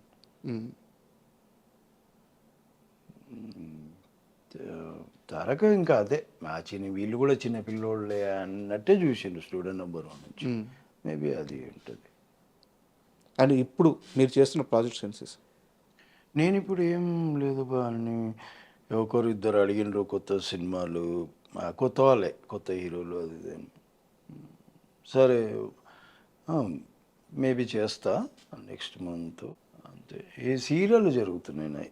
సీరియల్లో ఇప్పుడు జెమినీకి ఒకటి శివంగి అని, జీటీవీకి ఒకటి లక్ష్మీ నివాసం అని, మరి రంగుల రాటం ఈటీవీకి మల్లెమాల వాళ్ళది. ఇవి చేస్తున్నా. ఏమైనా అడపదడప సినిమాలు వస్తే అవి చేస్తున్నా. పెద్ద సినిమాలు అయితే ఏం లేవు. ఓకే. ఈ చిన్న వాళ్ళ వస్తే వాళ్ళు ఒక 4 రోజులు అడుగుతారు, చేస్తా, మళ్ళీ ఎప్పుడన్నా 2 రోజులు అడుగుతారు, అట్లా. రాజమౌళి గారితో అంటే మీకు ఒక ట్రావెలింగ్ ఉంది. సో దానివల్ల మీరు ఆయనకి నచ్చారు, ఆయన మీకు నచ్చారు. యాక్టింగ్ పరంగా మీకు ఒక అండర్స్టాండింగ్ ఉంది. సో మీరు ఆయన సినిమాల్లో కనిపిస్తున్నారు, ఓకే. బోయపాటి గారితో మీ అనుబంధం ఏంటి? ఆయన కూడా మ్యాక్సిమం ఆయన సినిమాల్లో మిమ్మల్ని ఉంచుకునేలా చూస్తుంటారు. లేదు అంటే నేను భయపడి గారిది లెజెండ్ చేశారు, అఖండ చేశారు, అఖండాలో ఒక చిన్న వేషము, ఇంకా మన ఇవే కొద్దిగా అంటే మధ్యలో ఒకటి శక్తి అనే సినిమా వచ్చింది కదా, అందులో చిన్న వేషం, అంటే చిన్న అంటే నేను నా ఫేస్ కూడా కరెక్ట్గా అనిపించదు, వస్తున్నాను చంపేస్తాను పోతాడు, దమ్ము దమ్ము దమ్ము. అయితే దాంట్లో ఏదో చిన్న అంటే నేను ఇట్లా ఇట్లా ఉంది చిన్నది, నేను భయపడిగాడు నేను వస్తా చేస్తాను. అప్పుడు వేరే షూటింగ్లో ఉంటే నేను మళ్ళీ వచ్చి నైట్ అంతా చేసి వెళ్ళిన. సో ఏం శేఖర్ చిన్నది ఏమనుకోకు, ఇట్లా ఇచ్చినాను, మీరు ఉన్నారు కదా సార్ అందుకే వచ్చేసినాను. అట్లా లెజెండ్లో పిలిచిండ్రు. అట్లా దీంట్లో అంటే మీరు వెళ్ళి ఎవరిని అవకాశాలు అడగరు. బోయపాటి గారు ఎలా గుర్తుపెట్టుకున్నారు మిమ్మల్ని? ఆయన గుర్తుపెట్టుకుంటారు, అది ఆయనకి ఉంది కంపల్సరీ. ఇప్పుడు ఒక సినిమా ఉన్నాయంటే నెక్స్ట్ సినిమా తీసేవాడు పక్కా మైండ్లో ఉంటుంది. ఇప్పుడు నేను అక్కడ 1లో చనిపోయాను కాబట్టి ఓకే, లేదంటే కంపల్సరీ 2లో కూడా ఉండేవారు. అది ఆయనకి ఉంటుంది. నేను సూటబుల్ అయితే పక్కా పెట్టుకుంటాను. అండ్ రాజమౌళి గారు, మహేష్ బాబు గారు సినిమా చేస్తున్నారు ఎస్ఎస్ఎంబి. రాలేదా? కాల్ రాలేదా? నాకేం కాల్ రాలేదు, ఏం కాల్ రాలేదు. తెలుసా ఆ సినిమా గురించి ఏమన్నా మీకు? ఎలా ఉండబోతుంది? మస్తు నేను ఎప్పుడు కలవను నేను రాజమౌళి గారిని. మీరు చాలామంది అనుకుంటారు టచ్లో ఉంటారు, ఫోన్ చేసుకుంటారు. అసలు ఆయన నంబర్ కూడా నా దగ్గర ఉండదు. అవునా? ఆయన నంబరు ఉండదు నా దగ్గర. ఎప్పుడు కలుసుకున్నదే లేదు అసలు. షూటింగ్ ఉంటే నాకు కబురు వస్తుంది, పలానా డేట్లో, నేను ఆ డేట్ పోయినప్పుడు ఆయన ఉంటాడు కాబట్టి ఊరికే అంతే చూసుకుంటాం, హేయ్ ఆటం ఓ సెకండ్ ఇచ్చుకుంటాం, కథ ఏదైనా సీన్ ఉంటే చెప్తారు, లేదంటే ఇక అటు ఇటు పోయినాక మళ్ళీ నా సీన్ వచ్చినప్పుడు అప్పుడు శేఖర్ ఇది సంగతి. లాస్ట్ టైం ఎప్పుడు కలిసారు రాజమౌళి గారిని? ఆర్ఆర్ఆర్ అప్పుడే. షూటింగ్ అయిపోతే ఇప్పుడు దాకా కలవలేదా? నీకు కలవలే, ఇంకా కాల్ కూడా చేయలేదు? లేదు, ఫోన్ నంబరే ఉండవు. నేను ఎప్పుడు కాలే, మాకు ముందు నుంచి అంతే, ఎప్పుడు హ్యాపీ బర్త్డే ఇట్లా మెసేజ్ పెట్టాడు కానీ ఏమి లేవు, ముందు నుంచి అంత. ఇప్పుడే కాదు, అది కొత్త కాదు, అట్లాంటిది ఏం లేదు. మేబీ నా ప్లేస్లో ఉంటే వేరే వాళ్ళు ఏమో తెలియదు మరి ఇట్లుండేటప్పుడు. నాకు అంత ఫ్రీడమ్ ఉంది, అంత ఫ్రీడమ్ ఇచ్చిండ్రు నాకు. త్రిబుల్ ఈ సినిమాతో ఇండస్ట్రీ మొత్తాన్ని, అంటే ఒక ఇండియన్ సినిమా మొత్తం రాజమౌళి వైపు తిరిగి చూసింది. అంతకుముందు బాహుబలి ఉంది, బాహుబలి 2 ఉంది, చాలా పెద్ద సక్సెస్. బట్ కొన్ని దశాబ్దాల పాటు రైవల్రీగా ఉన్న ఫ్యామిలీస్, బట్ అంటే రైవల్రీ అంటే సినిమా పరంగా, కాంపిటీషన్ పరంగా రైవల్రీ. నందమూరి కుటుంబం, మెగా కుటుంబం. అక్కడి నుంచి ఒక 2 వార్స్ని తీసుకొచ్చి, ఇద్దరు బిగ్గెస్ట్ మాస్ హీరోస్, వాళ్ళిద్దరిని తీసుకొచ్చి ఒక సినిమాలో పెట్టి అంత పెద్ద పవర్ఫుల్ మూవీ తీయాలన్న ఆలోచన ఆయనకు వచ్చినప్పుడు మీ అందరూ ఎలా ఫీల్ అయ్యారు? మీకు ఆ విషయం తెలిసినప్పుడు, రాజమౌళి ఎన్టీఆర్ని, రామ్ చరణ్ని పెట్టి సినిమా తీస్తున్నారు అని తెలిసినప్పుడు మీ ఫీలింగ్స్ ఏంటి? ఏమో మేము ఎప్పుడు డిస్కషన్, మేము కలిసింది లేదు, ఏం లేదు. ఎవరైనా నా దోస్తులు ఇప్పుడు వాళ్ళని కూడా ఏం నేను ఒకటే అనుకుంటా, అద్భుతం జరుగుతుంది అనేది మాత్రం అనుకుంటా అంతే. ఇద్దరు ఉన్నారంటే కొద్దిగా ఇలా వెళ్తున్నారు పీరియాడికల్గా, అది అని అదొకటి ఏదో అద్భుతం ఉంటుందని మాత్రం తెలుసు నాకు అంతే. ఏదో అంతకుమించి ఇంకా నాకు వేరే ఏం ఆలోచనలు, డిస్కషన్లు ఏమవుతుంది మా అసలు అట్లాంటి ముచ్చట్లే ఉండవు మా దగ్గర. ఎవరైనా మాట్లాడుకుంటారేమో నాకు తెలియదు కానీ నేను అసలు దాని జోలికి కూడా పోను, నాకు ఏది తెలియని కూడా తెలియదు. అండ్ త్రిబుల్ ఆర్లో మీరు వాళ్ళిద్దరితో కాంబినేషన్ సీన్స్, ఇద్దరితో కాంబినేషన్, అది గుజరాత్లో అదే పాము కాటేస్తుంది కదా చరణ్ గారికి, అప్పుడు తారకు మేమందరం ఉంటాం. ఆ సీన్లో కాంపిటీషన్ అది అది అసలు మేము షూటింగ్ చేసినట్టే లేదు. అది చూస్తుంటే సినిమాలో అమ్మా ఈ టైంలోనా మేము కామెడీ చేసింది అనుకుంటాం. అంత పవర్ఫుల్ సీన్లో. అంత పవర్ఫుల్ సీన్లో మేము నవ్వుతున్నాం 2:30కి షార్ట్ ఆపేసి నవ్వుతున్నాం. ఆయననేమో ఈయన నడుము గిలుతాడు, ఈయననేమో ఆయన నడుము గిలుతాడు, మధ్యలో నేను దొరికినా. సార్ ఏమో ఎవరా ఫస్ట్ స్టార్ట్ చేసిందని ఆయన అంటాడు. ఏమో నేను చూడలేదు సార్ అని నేను అంట. చూసింటా కానీ ఇప్పుడు ఈయనకి చెప్తే నాకు పరిచయం, ఆయనకి చెప్తే మళ్ళీ నాకు పరిచయం. ఎవరు గెలుతారు ఎందుకులే కానీ ఏమో సార్ నేను ఏదో అటు చూసుకుంటున్నా సార్, నాకు తెలియదు చూడలే అంటే ఆయన నవ్వుతుంటే ఆయనకు అర్థమైపోయింటుంది. వీడు చెప్పాడు ఎట్లా ఎవరు చేసిందనేది తెలుసు కానీ చెప్పాడు. ఇప్పుడు మీరు చెప్పండి, ఇద్దరిలో ఎవరు అల్లరి, ఎవరు ఫస్ట్ గెలుతారు? ఫస్ట్ డెఫినెట్గా తారకే. తారకేనా? తారకు స్టార్ట్ చేసి సైలెంట్ ఉంటాడు. అది కానీ నేను తర్వాత సినిమా అరే ఈ సీన్లో కదా మేము ఇంతగా నవ్వుతున్నాం. అసలు షార్ట్ ఎంతసేపు ఆగిందంటే వన్ మోర్. ఇప్పుడు చరణ్ పాడుకొని ఉన్నాడు ఇట్లా ఇప్పుడు మొత్తం ఇట్లా ఉంటాడు. ఈడ ఇట్లా అంటే ఇట్లా చక్కని చూసుకుంటా ఇట్లా ఇక ఇదొకటి ఉంటుంది.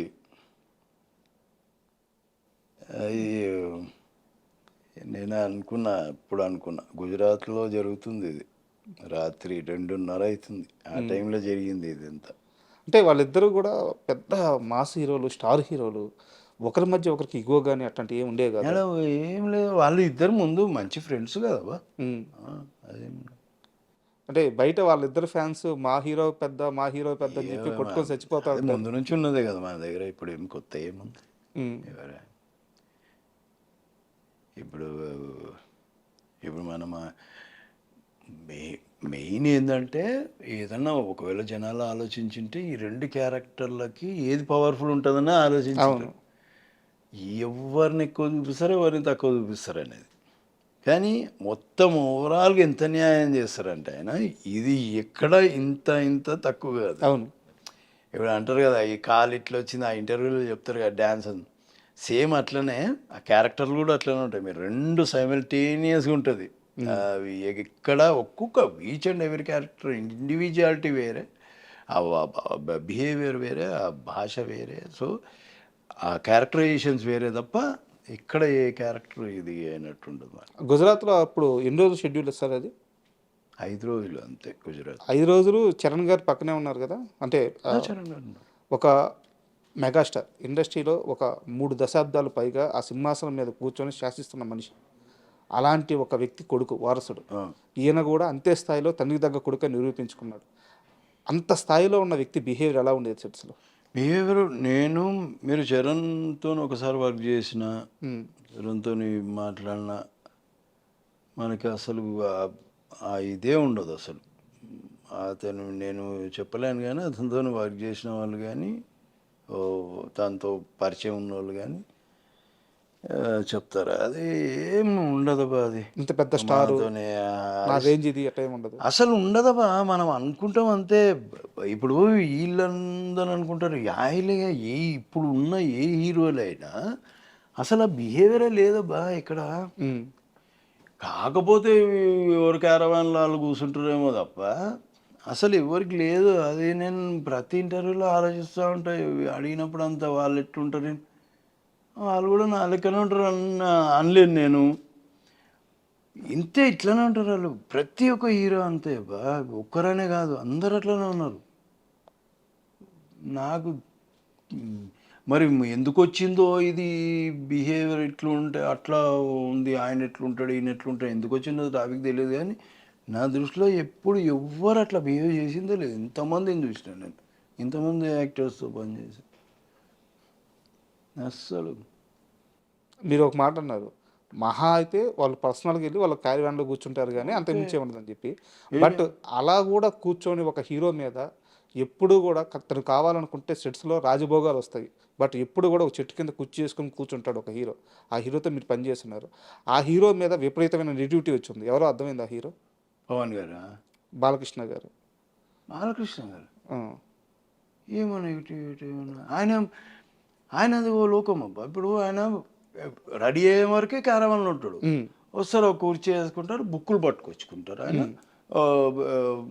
లేదంటే ఏదన్నా గ్రాంధికం సంబంధించి పద్యాలకు సంబంధించి ఆ సినిమాకి సంబంధించి అవి వింటూ ఉంటారు, లేదంటే బుక్కులు చదువుతూ ఉంటారు. అవి ఎప్పుడన్నా సరదాగా ఉంటే వాళ్ళని వీళ్ళని పిలుచుకొని 4 మంచి మాటలు మాట్లాడుతారు, అంతే. ఇంకా ఆయన పని. కాకపోతే టైం అంటే టైం, ఆ స్ట్రిక్ట్నెస్ అది ముందు నుంచి ఉంది కాబట్టి ఇది ఉంది అంతే. నెగిటివ్ అనేది ఆయన పైన నెగిటివ్ చేస్తున్నారు. అది ఈ చెప్పేటోళ్ళు చేసింటారు. ఈ నెగిటివ్ చేసేది కాదు, ఆయన పద్ధతిలో ఆయననే ఉంటారు. ఆయన ముందు నుంచి ఎట్లనో ఇప్పుడు అట్లానే ఉంటారు. కాకపోతే వీళ్ళకి నచ్చక ఏదో చెప్పింటారు అంతే. వీళ్ళకి ఆ బిహేవియర్ నచ్చక, వీళ్ళకి ఏదో నచ్చకనో చేస్తుండొచ్చు. మరి ఎప్పుడు అనిపించలేదు. మరి నేను బాలయ్య బాబు గారితో లెజెండ్లో ఒక పర్లేదు అంటే అక్కడక్కడ కనిపించిన ఆయన కాంబినేషన్లో 3 రోజులు ఏమో ఆ ఫైట్ సీక్వెన్స్లో. అంతకుముందు విజేంద్ర వర్మ అని ఒకటి చేశాను, ఆయన కాంబినేషన్లోనే ఉంటుంది నా సీన్ మొత్తం, ఆయనతోనే డైలాగ్. దాని తర్వాత జయసింహాలో చేసిన నేను, ఆయన one of the friend character చేసిన. మళ్ళీ అఖండాలో చేసిన. అఖండాలో చేసేటప్పుడు ఒకటే సీను, కాకపోతే నాకు ఆయనకి కాంబినేషన్ అవ్వదు. కాకపోతే ఆయన వర్క్ ఏదో ఉంటే అప్పటివరకు తీసిన.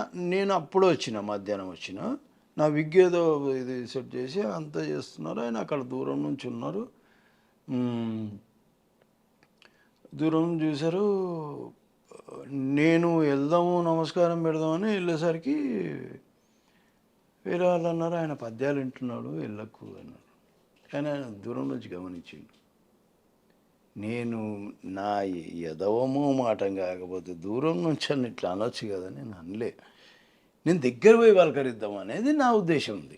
వీళ్ళేమో పద్యాలు వింటుండు కదా, ఆయన ఆ మూడ్లో ఉన్నారేమో, అటు ఇటు చూస్తున్నట్టున్నారు. నేను డిస్టర్బ్ చేయడం ఎందుకని నేనున్నా. వీళ్ళు ఎందుకంటే నా మైండ్లో వేసి పెట్టిండ్రు, వీళ్ళు ఆయన దగ్గర పద్యాలు ఇది ఉన్నానా, ఇది ఫిక్స్ అయిందనా. ఆయన ఇంకా ఇదంతా అయినాక దగ్గర పోయినబ్బా, దగ్గర పోయి సార్ నమస్కారం, ఎవరు సార్, నేను శేఖర్ అని, మనం ఇంతకుముందు మీతో వర్క్ అన్నాడు. దెబ్బ పట్టదురా అనుకున్నా. అంతకుముందు నన్ను చేసి వల్ల నా పేరు పెట్టి పలకరించారు. ఏమి శేఖరా ఎటే పోతున్నావు, సిగరెట్ దానికి నేను పక్కన పోతుంటే వాళ్ళు అందరూ ఫ్రెండ్స్ అందరూ ఒక్కోసారి వస్తారు, ఆయన ప్రొడ్యూసర్లు వాళ్ళు వచ్చినప్పుడు బయటనే కూర్చొని ఉంటారు, క్యారన్లో ఎక్కరు, అందరూ బయటనే కూర్చొని ఉంటారు. అందరితో పాటు కూర్చొని ఉంటారు. వెళ్తే అలా పలకరించా, అయ్యా ఇప్పుడు ఏమైంది అయ్యా, ఇది ఎఫెక్టే పడ్డది అనుకున్నా నేను. ఎందుకంటే మనిషి చూసినప్పుడు కాంటాక్ట్ అయినప్పుడు నేను చేయాలి కదా. నేను చేయలేదు, నేను ఆ మాటలు వినడం ఎందుకు, నేను ఇది చేసినది అని ఆలోచిస్తున్నా. మళ్ళీ ఇక ఆ విగ్ అది పెట్టుకుంటే జర డిసప్పాయింట్మెంట్లు ఉన్నా. వచ్చి గడ్డము విగ్గు సరి చేసిపోయింది మన అనుకున్నా. అసలు ఆయన సీన్ లేదు అప్పుడు, ఆయన సీన్ లేదు, ఆయన షార్టే లేదు అసలు. వచ్చిండు ఆడ అన్ని పద్యాలు అన్నీ వినేసి ఆడ నుంచి వచ్చి ఇలా వచ్చి మళ్ళా ఎగ్గి చేసి ఇది ఇలా ఉండాలి సెట్ చేసి అప్పుడు వెళ్ళిపోయాను. అప్పుడు రిలాక్స్ అయినా అమ్మ ఆయన. లేకపోతే ఒక సీన్ కూడా ఇదే ఆలోచనలు ఉంటుండే నాకు మనసులో, అరే ఇట్లా అయిపోయింది ఏంటి అని. అట్లాంటి సీన్ ఉన్నాయి. సార్ మీకు సంబంధం లేదు అసలు, బట్ చాలామంది ఆడియన్స్కి ఇది తెలుసుకోవాలని ఉంది. ఒక సీరియస్ క్వశ్చన్ ధైర్యం చేసి అడుగుతున్నాను. జూనియర్ ఎన్టీఆర్ గారు, బాలకృష్ణ గారు, వీళ్ళిద్దరికీ ఒకరి మీద ఒకరికి ఎంతటి ప్రేమ ఉంటుంది ఎప్పుడన్నా గమనించారు? వారి మాటల్లో, ఎన్టీఆర్ గారి మాటల్లో బాలకృష్ణ ప్రస్తావన కానీ, బాలకృష్ణ మాటల్లో ఎన్టీఆర్ గారి ప్రస్తావన కానీ ఎప్పుడన్నా రావడం మీ ముందు ఉన్నది ఉన్నట్టు చెప్పండి సార్, తెలిస్తే. మీకు ఫస్ట్ ఆఫ్ ఆల్ ఒకటి చెప్తా, ఇప్పుడు మీరిద్దరు వీళ్ళు మాట్లాడుకుంటున్నారు, నేను ఆడుండా. ఎవరైనా సరే వాళ్ళందరూ మాట్లాడుకుంటాము, నేను ఉండా, పక్కకి వెళ్ళిపోతా. నాకు ఏ రాజకీయాల గురించి ఇంట్రెస్ట్ కానీ, వీళ్ళు ఏం మాట్లాడుకుంటారనే ఇంట్రెస్ట్ కానీ నాకు ఉండదు. ఎప్పుడన్నా పొరపాటున కూర్చోవాల్సి వస్తే కూర్చుంటేనే తప్ప అప్పుడు నా ముందు ఇవేమీ జరగవు. నేను వినడమే. ఇప్పుడు మీరు ఎట్లా వింటారో నేను అట్లా వినడం అంతే. వాళ్ళు ఇట్లా అనుకున్నారంట, వీళ్ళు ఇట్లా అనుకున్నారంట, అంతేగాని నాకైతే ఇప్పుడు మీకెంత తెలుసో నాకంతే తెలుసు దాని గురించి. ఎందుకంటే మనము ఇప్పుడు ఇట్లా అంటా కదా, నేను ఎవరితో తారక్తో ఎవరితో అంత లేదు, నేను అలా మాట్లాడలేను. మీకు చెప్పిన బేసిక్గా వేషం అడగనీకనే మాట పడే మనిషిని నేను. నాకు ఈ క్వశ్చన్లకు ఆన్సర్లు నాకు ఎట్లా దొరుకుతాయి? నేను అడగాలి కదా ఫస్ట్. నాకు ఈ క్వశ్చన్లకు ఆన్సర్లు దొరకాలంటే నాకు అస్సలు నాలెడ్జ్ లేదమ్మా దాని గురించి కానీ, పాలిటిక్స్ గురించి కానీ ఏం నాలెడ్జ్ లేదు. బాబాయ్ అంటే విపరీతమైన ప్రేమ ఉంది, కాకపోతే పరిస్థితుల వల్ల దూరంగా ఉండాల్సి వస్తుంది అని చెప్పేసి చాలా నేను తారక్ని ఫస్ట్ టైం చూసింది ఎక్కడంటే అది ట్యాంక్ బండ్ దగ్గర ఫస్ట్ సినిమా వచ్చింది కదా నిన్ను చూడాలి సినిమా, అక్కడ షూటింగ్ అవుతుంటే అప్పుడు చూసిన. సెకండ్ టైం ఎప్పుడు చూసిన అంటే నేను అక్కడ చూసినా కాబట్టి ఇక్కడ గుర్తు దేవి థియేటర్ దగ్గర నరసింహనాయుడికి చూసిన సెకండ్ షోకి. థియేటర్ సినిమా చూడడం కోసం ఆడ టికెట్లు వచ్చిన ఆడ ఫ్రెండ్స్తోని ఆడ బైక్ మీద ఉన్నాడు దానికి అప్పుడు సెకండ్ టైం చూసిన. బాబాయ్ సినిమాకి వచ్చాడు అది చూసాం. మరి అంత అభిమానం లేకపోతే ఎట్లా వస్తారు అంత ఈ ప్రేమ లేకపోతే మనం అనుకుంటాం కానీ ఆ బ్లడ్ రిలేషన్ అబ్బా ఎక్కడ పోదు, అది ఉంటుంది. మేబీ అక్కడక్కడ అంటే ఈ ఆయన జర గంభీరమైన మనిషి బాలేబాబు అనుకున్నటోళ్ళు ఏమనుకుంటారో ఇక మనకెందుకు మళ్ళా. ఈ మధ్యకాలంలో అంటే ఈ మధ్యకాలం అని కాదు, నేను మొన్న రీసెంట్గా సుమన్ గారిని ఇంటర్వ్యూ చేసినప్పుడు కూడా ఆయన ఒక మాట అన్నారు. కృష్ణరాజు గారితో సినిమా అంటే మాకందరికీ కూడా ఒక ఫుడ్ ఫెస్టివల్ లాంటిది. తిన్నాము ఇంక వద్దు అన్నా కానీ ఆయన పెట్టేవారు. సో ఆయన తర్వాత ప్రభాస్ గారు కూడా అలాగే అందరికీ ఫుడ్ పెట్టడంలో ఆయన మించిన వాళ్ళు లేరు అని చెప్పేసి అన్నారు మరి సుమన్ గారు కూడా. సో ఈ మధ్య మనం చాలామంది వింటున్నాం ప్రభాస్ గారు ఫుడ్ పెడితే అయ్యో బాబాయ్ తినలేక తెచ్చిపోతాం కూడా. ఆయన మన మలయాళం హీరో ఆయన కూడా అన్నారు కదా. మీకు అలాంటి ఒక ఎక్స్పీరియన్స్ ఏమైనా ఉందా? నాకు అట్లాంటిది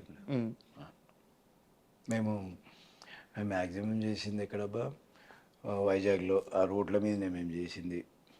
క్యారవాన్ మా క్యారవాన్ మేము రోడ్డు మీదనే ఉండేటోళ్ళము.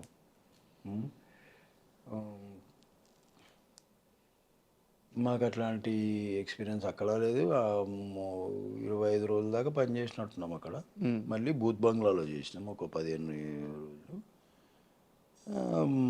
నైట్ షూట్లు ఉండేవి ఎక్కువ ఇక్కడ. అట్లాంటిది ఏం లేదు, మేము కలిసి భోజనం చేసింది. ఒక్కసారి మీ కెరీర్ విషయానికి వస్తే ఇండస్ట్రీలో టాప్ డైరెక్టర్లతో పనిచేశారు, టాప్ హీరోలతో పనిచేశారు. ఇప్పుడు మ్యాక్సిమం ఆల్మోస్ట్ సినిమాలు ఇండస్ట్రీలో తగ్గినాయి, సీరియల్స్లో బిజీ అయ్యారు. ఇక్కడ ఉండే ట్రీట్మెంట్కి అక్కడ ఉండే కాదు, ఇప్పుడు తగ్గడం కాదు, ముందు నుంచి తగ్గే ఉన్నాయి. నాకు ఎప్పుడు నేను ముందు ఇప్పుడు ఈవెన్ ఛత్రపతి సినిమా చేసిన తర్వాత కూడా నేను స్రవంతి అనే సీరియల్ చేసిన జెమినీకి. అవును, బాగా సక్సెస్ఫుల్ అయిన సీరియల్. నేను సైమల్టేనియస్గా అప్పుడు చేస్తున్నా ఇప్పుడు చేస్తున్నా. మేబీ ఇంకొకటి ఏమైండొచ్చు అంటే నేను అనుకోవడం ఏంటంటే వీడు సీరియళ్ళల్లో బిజీ ఉంటాడు, మళ్ళీ మనకు డేట్లు ఇస్తాడో లేదో అనే ఇది కూడా ఉండింటుంది. ఒక ఛత్రపతి లాంటి సినిమా వచ్చిన తర్వాత నేను కొన్ని రోజులు వెయిట్ చేయాలి, చేయలే. ఎందుకంటే నా పొజిషన్ అది కాదు, వెయిట్ చేసే పొజిషన్ కాదు. ఏదో వస్తుంది, ఎంతనో వస్తుంది. ఆ పొజిషన్లో ఉన్న మనిషిని పైగా నేను సీరియల్ సినిమా నేను ఎప్పుడు అనుకోను, నా క్యారెక్టర్ బాగుండాలి అనే ఫీలింగ్. ఏదైనా యాక్టింగ్ అంతే. సీరియల్ సినిమా అంటే చాలామంది చెప్పే కంప్లైంట్ ఏంటంటే నేను సినిమాలో స్టార్ హీరోలతో పనిచేసేటప్పుడు నన్ను ఇలా ట్రీట్ చేసేవాళ్ళు, సీరియల్కి వెళ్తే నన్ను ఇలా ట్రీట్ చేస్తున్నారు, అందుకని నేను సీరియల్స్ చేయను అని చెప్పేసి చాలామంది యాక్టర్స్ చెప్తా ఉంటారు. అవునవును, వాళ్ళు చెప్పేది న్యాయం, నిజమే వాళ్ళు మాట్లాడేది నిజమేనా? మీరు సీరియల్లోకి వచ్చి ఎప్పుడన్నా మీరు గమనించాలి దూరం నుంచి బిహేవియరు. ఇప్పుడు నేను అన్నాను చూడు, వీళ్ళ గురించి ఏ హీరో స్టార్ అనే ఫీలింగ్ ఎప్పుడు చూపెట్టాడు అవతల ముందు అని చెప్పాను సినిమా వాళ్ళ గురించి. కానీ ఇక్కడ అట్లా లేదు సీరియల్స్లో. ఇక్కడ వాడు ఒకటో రెండో చేసింటాడు సీరియల్ అంతే. అసలు వాడి యాటిట్యూడ్, వాడి నడకలో, వాడి ఫేస్లో తెలిసిపోతుంది మనకి. పొట్ట కోస్తే ఒక్క 2 లైన్లు చెప్పలేడు వాడు ప్రాంప్టింగ్ లేకుండా. 10 ఎక్స్ప్రెషన్లలో ఒక్కటి కూడా పర్ఫెక్ట్ ఇవ్వలేడు ఎక్స్ప్రెషన్. వాళ్ళందరినీ హీరోలను చేసి తీసుకొచ్చి పెట్టిడ ఆ భాష ఈ భాషలో తీసుకొచ్చి పెట్టి వాళ్ళకి ఏం తెలుస్తుంది? వాళ్ళకి కొందరు నేను సీనియర్ యాక్టర్లను చూసినా సీరియల్ చేస్తున్నారు. వాళ్ళకు ఇప్పుడు నేను అనేది ఏంటంటే ఇప్పుడు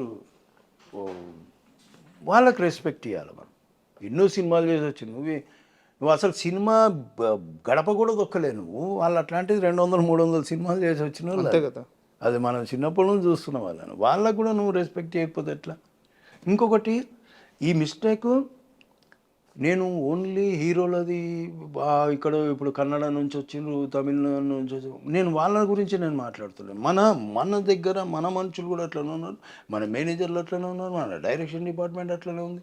వాళ్ళకి ఇచ్చే మర్యాద ఇక్కడున్న ఆర్టిస్టులకు ఇవ్వట్లే. ఈ ఇట్లాంటి వానికి ఇస్తారంటే భయానికి ఇస్తారు. వాడికి వాడు రాగా సార్ చెప్పండి సార్ బోలియే సార్ ఇది ఉంటుంది వాడిని. ఎందుకు వాడిని నెత్తినెక్కడ ఇంకా ఆడ ఇవన్నీ చేస్తే నువ్వు క్యాజువల్గా ఉండు. నువ్వు ఇప్పుడు మనతో ఇట్లా క్యాజువల్గా ఉంటున్నావు అట్లనే ఉండు. ఇప్పుడు ఇట్లాంటివి ఉంటాయి నాకు. ఇప్పుడు అంటే ఇట్లాంటివి నేను చూస్తుంటా గమనిస్తుంటా. అది నాకు నచ్చదు. ఈ అమ్మాయిలు కూడా అంతే, వాళ్ళని పట్టుకొస్తారు వీళ్ళని పట్టుకొస్తారు, వాళ్ళ బిహేవియర్ అంతే ఉంది. మనోళ్ళే చెడగొట్టిరా సగం. ఇప్పుడు మన సినిమాలలో కూడా తీసుకో, మనం బయట వాళ్ళని పట్టుకొచ్చినప్పుడు మనతో మాట్లాడే విధానం వేరే ఉంటుంది, వాళ్ళతో మాట్లాడే విధానం వేరే ఉంటుంది. మన దగ్గర జీ సాబ్ బోలియే సాబ్ బో సాబ్ సాబ్ అంటే ఆడు నీలుగుతాడు. ఇక నువ్వు మామూలుగా ఉంటానని నేర్చుకుంటే ఎప్పుడైనా ఇరిటేషన్ వస్తుంటుందా ఇలాంటి బిహేవియర్ చూస్తే? అయ్యో ఇరిటేషను, నేను సీరియల్లో చాలా ఇరిటేట్ అవుతుంటున్నాను. ఒక్కడికి కూడా ప్రొఫెషనలిజం అనేది ఉండదు.